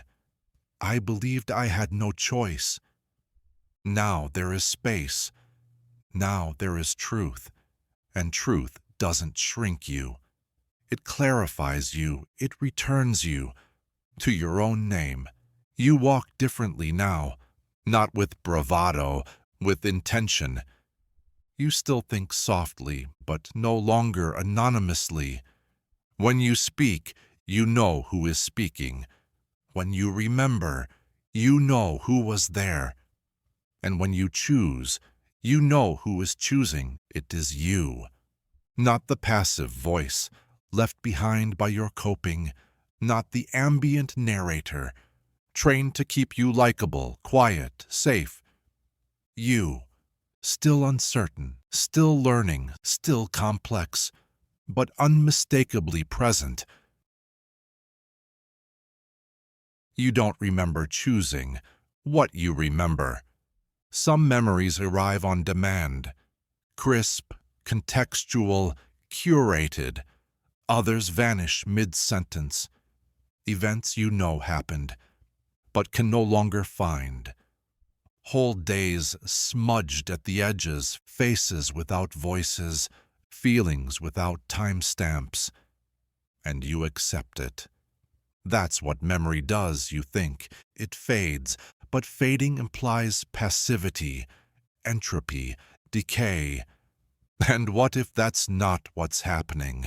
What if memory doesn't fade? What if it's managed, organized, sorted, redacted? What if there's someone or something running the archive? You begin to picture it, an internal curator, the forgotten administrator, sifting, labeling, deciding what to keep accessible and what to store off-site. They don't do it maliciously. They do it for coherence, for continuity, because if you remembered everything, you'd lose your shape. Too many contradictions, too many forks in the narrative, so they intervene. They protect the version of you you've chosen to believe in. They highlight certain moments, underline certain relationships, cut scenes that challenge the tone. Not because they're false, because they are disruptive. You think your memory is a mirror, but it's more like a mosaic, polished pieces selected for thematic harmony. Your administrator knows the story you want to tell, and so they edit accordingly. That small joy you never processed, archived, the unresolved conversation. You keep rewriting, flagged, the subtle moment of shame. You still can't name, reformatted as a joke. You notice the gaps only when something breaks, a smell, a voice, a photo you forgot existed. Suddenly, the administrator stutters. A hidden file gets pulled into view, and you feel it. The strangeness of remembering something that once didn't exist. Not because it was never there, because it was filed away. You start to question the archive, not to accuse, to understand. You ask, why did I forget that part of the story? Who benefits from its absence? And you realize you do, or rather, the version of you you've become needed that absence to remain intact. So the administrator obliged. They're not cruel. They're efficient. They kept the folder labeled Truth, light enough for daily use. But now you want to read deeper. You're willing to carry the weight. So you begin the gentle process of requesting access. You revisit conversations you previously summarized. You walk through memories without skipping to the ending. You let contradictory emotions sit side by side without resolution, and the administrator watches. Confused at first, then impressed. You're building capacity. You're proving that you no longer need the redactions. You can remember fully, without fracturing. And as trust builds, so does access. Old scenes reappear, unedited, unpolished. You see yourself not as a hero, but as present, trying, failing, becoming. And the narrative stretches, no longer linear, no longer clean, but alive. Some memories are still locked. Some files are marked, not yet. That's okay. You don't need full transparency to feel whole. You just need to know that forgetting isn't always absence. Sometimes it's choreography. Sometimes it's care. And now that you've remembered, the one who's been managing your story from the shadows, you can thank them. And then gently you can take over. You sit in the archive now, not as a guest, but as a co-curator. The administrator no longer hides. They watch you gently, cautiously optimistic. They're used to working alone.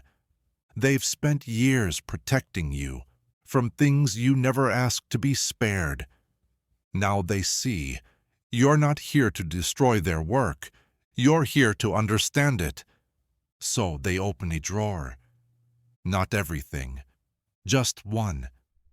Inside a memory you forgot you loved. Not a trauma, but a tenderness. That had no category at the time. A kindness you didn't think you were allowed to keep. A softness that made you too slow for the pace of survival. And now you remember, not in high definition, but in feeling. You sit with it. You let it reattach. And something reconfigures. You begin to see memory, not as a record, but as a living terrain, not fixed, not final, editable dash, but not fake. Some moments are only now ready to be seen, not because they changed, but because you did. This is what the administrator always needed to know, that you could carry contradiction without collapse. And now that you can, they hand you a key. It doesn't open everything, but it opens enough. You're ready now to be more than the subject of memory. You're ready to be its steward. Not to rewrite the past, but to hold it fully. Not as a burden, as inheritance, as a library. You no longer fear to walk through alone. You have an opinion, clear, sharp, fully formed, but you don't say it. Not because you're unsure. You're not. You've thought about it for years. It lives in your chest, like a stone that's never moved. You know what you believe. But when the moment arrives, when someone asks, or the silence opens wide enough to fit a response, you hesitate, you speak around it, dilute it, offer a softened version, make it sound like you're still figuring it out, like it's not quite yours. You keep the real version under lock and key. You don't lie, but you encrypt. And this encryption dash, this cautious layering of words to protect what you really mean, feels necessary because something in you learned. That honesty can be hazardous, not always violently, sometimes subtly. The glance, the silence, the too long pause. After you speak, you learned that opinions come with consequences. So you developed a system. You password protected your beliefs. You installed internal firewalls around what matters most.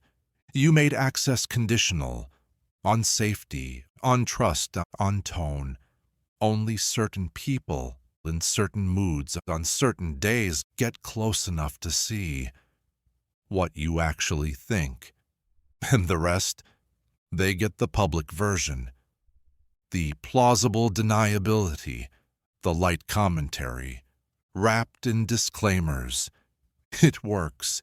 You stay likable, safe, uncontroversial. But something begins to ache. Not because the belief is hidden, because you are. Every time you rewrite your truth, for readability, a part of you thins. Every time you dodge.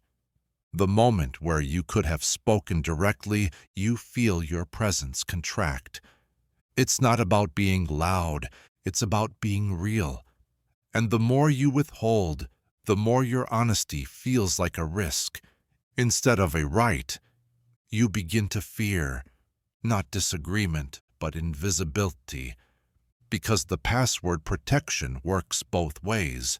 It keeps others out, but it also keeps you from accessing your own clarity.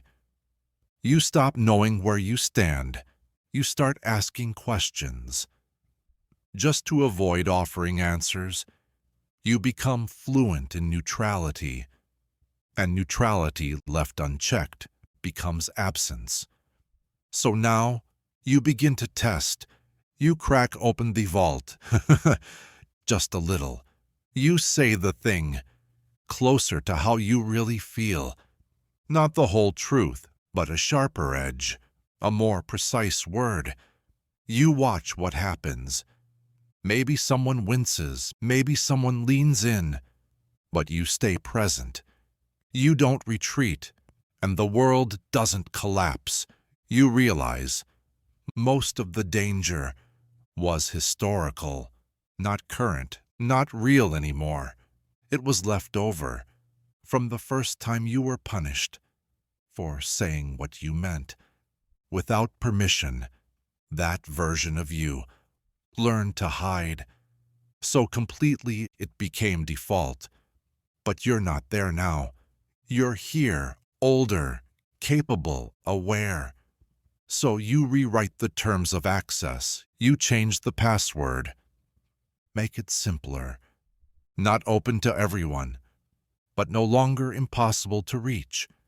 And more importantly, you give yourself access again. You allow the unfiltered version of your belief to exist inside your own mind. Without translation, you stop apologizing to yourself for what you know to be true. This isn't about being argumentative. It's about being aligned. It's not about being right. It's about being recognizable. To yourself, you speak again with less preamble, less padding. And though the air feels different, you stay in it. You watch as your voice stops sounding like performance and starts sounding like place, like a home you don't need to defend, just to enter. You remember that you're not dangerous. You're just clear. And clarity, when held without aggression, becomes invitation. You say what you mean. You let others respond. You stay soft. You stay steady. The password is gone now, not because the opinion is for everyone, but because it's finally for you. You still keep some thoughts private. That hasn't changed. Not every belief is for display. Not every opinion needs to be announced. But now, privacy feels like choice dash, not defense. You've stopped mistaking silence for safety. You've stopped confusing invisibility with maturity. Now when you speak, you don't check the room before checking in with yourself. You don't audition the thought before giving it breath. You say it plainly, without pre-clearing every word, for universal approval. And what you find is not confrontation. It's clarity. The people who stay when you speak clearly, those are the ones who know what your voice sounds like. Without distortion, they don't need the password. They've earned the trust. But more importantly, you've earned your own. You can carry your opinion without explanation, without rehearsing how to soften it, without breaking eye contact as you say it aloud. Because the goal isn't dominance, it's presence, to be in the room as yourself, not the placeholder, not the default setting, not the blurred-out version of who you might be. If everyone else were comfortable, you don't force the door open. You simply unlock it and let the voice inside you speak with the quiet certainty of someone who no longer needs permission to mean what they say. You were there. You remember it. You said the words, felt the feeling, nodded at the right time. But the moment only becomes real after the door closes, after the person leaves, after your body has moved on. Without asking if your attention came with it. You live with a delay, not physical, cognitive, existential. Your perception drags behind your presence by a few seconds, sometimes minutes, sometimes longer. You don't experience things directly. You review them. You don't speak. You hear yourself speak. And later, you ask if you meant it. You are not the actor. You are the observer, but the kind that doesn't sit in the balcony, the kind who plays the tape only after the scene has ended. You watch your life unfold, in reverse, in memory, in reconstruction, in the gentle post-processing of moments already sealed. And it's not unpleasant. It gives you a kind of clarity, but it also makes things late. Joy arrives after it would have mattered. Regret shows up without context. Connection flickers after the conversation has already cooled. You wonder, is this detachment? Is this trauma? Is this processing speed? Or is this something deeper? A metaphysical mistrust of immediacy, a reluctance to fully exist at the speed of time. Maybe you learned that real-time experience was too raw, too sharp, too unscripted. So you developed a lag, built buffer, created a feedback loop that lets you replay life in slow motion, so nothing surprises you, so nothing breaks you open. Before you can prepare, you live like a tape recorder, set to delay so you can stay in control. But now you want something else. Not just accuracy, not just clarity. You want contact. You want to catch the moment. As it happens, not after it's been categorized. So you begin to shift. Not quickly. You don't pull the plug. You turn down the delay. You begin speaking a little sooner. Then you feel ready. You let your face react before your brain finishes explaining why. You let your body register the weight of a compliment before your reflex says it wasn't that much. And slowly you move forward into real time. At first it's jarring. The world feels loud, unfiltered, too close. You say things you didn't mean. You feel things you can't name. You lose the polish of perfect hindsight. But in its place, you gain something better: presence. Your hands start moving at the same pace as your thoughts. Your yes and no arrive before the room shifts. Your experience starts belonging to you again, not to the version of you who watches from behind. You don't stop being reflective. You just stop living entirely. In the echo, the observer doesn't disappear. They step down. They let you take the first seat. They become witness instead of pilot. You learn to trust. That reality won't break you. If you meet it on time, you learn to say, "This is happening now," without needing to look back. For confirmation, it's risky, it's disorienting, but it's alive. And slowly, the gap closes. The playback becomes presence. The lag becomes rhythm. You stop being a delayed version of yourself. You become what you were always watching. The observer doesn't vanish. They stay with you like a shadow that no longer leads. They still rewind things to learn, to savor, to remind you of what mattered. But now, they stop writing the script ahead of time. They let you walk unscripted. They let the story unfold without pre-approved dialogue, because they trust you now. Not to be perfect, to be present, and you trust them too, to hold what you've lived without turning it into a warning. You no longer live only in hindsight, you live in contact, breath and breath, step and step, moment before memory. And when the tape plays back, it doesn't arrive as correction. It arrives as evidence, proof that you were there, that you didn't miss it, that you no longer need to study your life. Like a language you never learned to speak in real time, because you are speaking now and hearing it, while it still echoes through your chest. You still reflect, but you no longer reverse. You still observe, but you don't displace yourself into the past tense.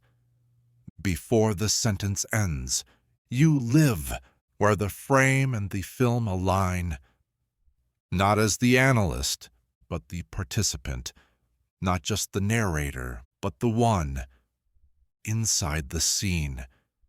And now, when you watch yourself, you're not catching up.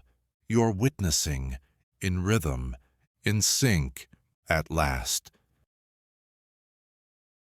It was there. You were certain of it. The question, you carried it like a compass even when it didn't point anywhere. You asked it in different voices. You traced it across books, eyes, conversations that almost turned into confessions. It followed you, or maybe you followed it. For a while, it gave you purpose, not answers, motion. You became a seeker, not of truth, but of shape. You hoped the question would contour the chaos. And sometimes it did, for a moment. But the answers never held. They crumbled under scrutiny or dissolved into new versions of the same echo. So you kept going, looking, turning, sharpening the question, like a blade with no handle. And then, suddenly, or maybe slowly, you stopped. You didn't mean to. You just got tired. The pursuit paused, not with resolution, but with silence. You set the question down, somewhere behind you, and life continued. But part of you wondered, where did it go? Did it disappear? Was it answered without your noticing? Or did it retreat into some unseen fold of time? You try to summon it again, but it doesn't return. Instead, there's a hum, a soft resonance, beneath the thinking, as if the question never vanished. It simply shifted frequency. You stop chasing, you start listening, and in the stillness you feel it, not as a sentence, as a presence, as an unfinished thought, just out of reach, no longer needing to be asked, no longer waiting to be solved, just there, like a friend who sits beside you, without speaking. You realized the question didn't want an answer. It wanted a witness. It didn't come to be solved.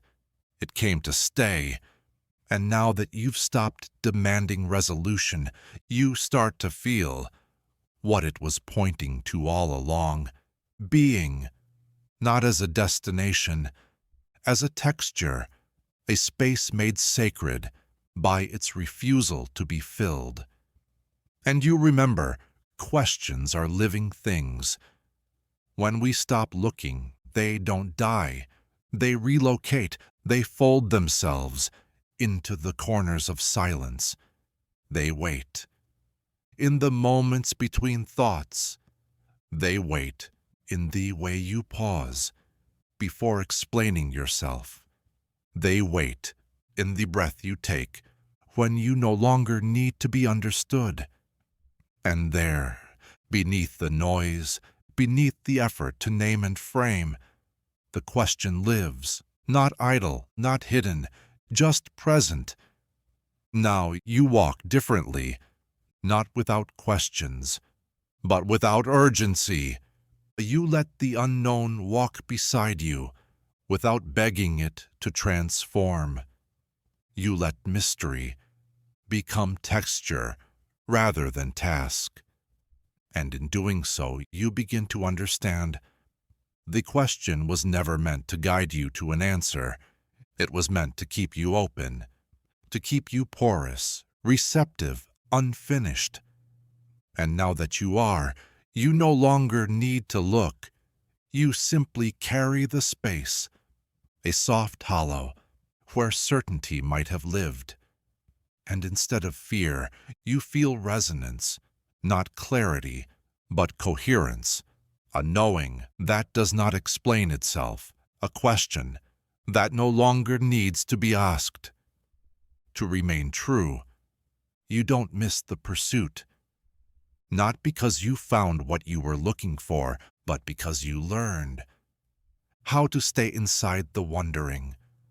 Without breaking, you no longer demand that every unknown become a revelation. Some things arrive only when you're not aiming at them.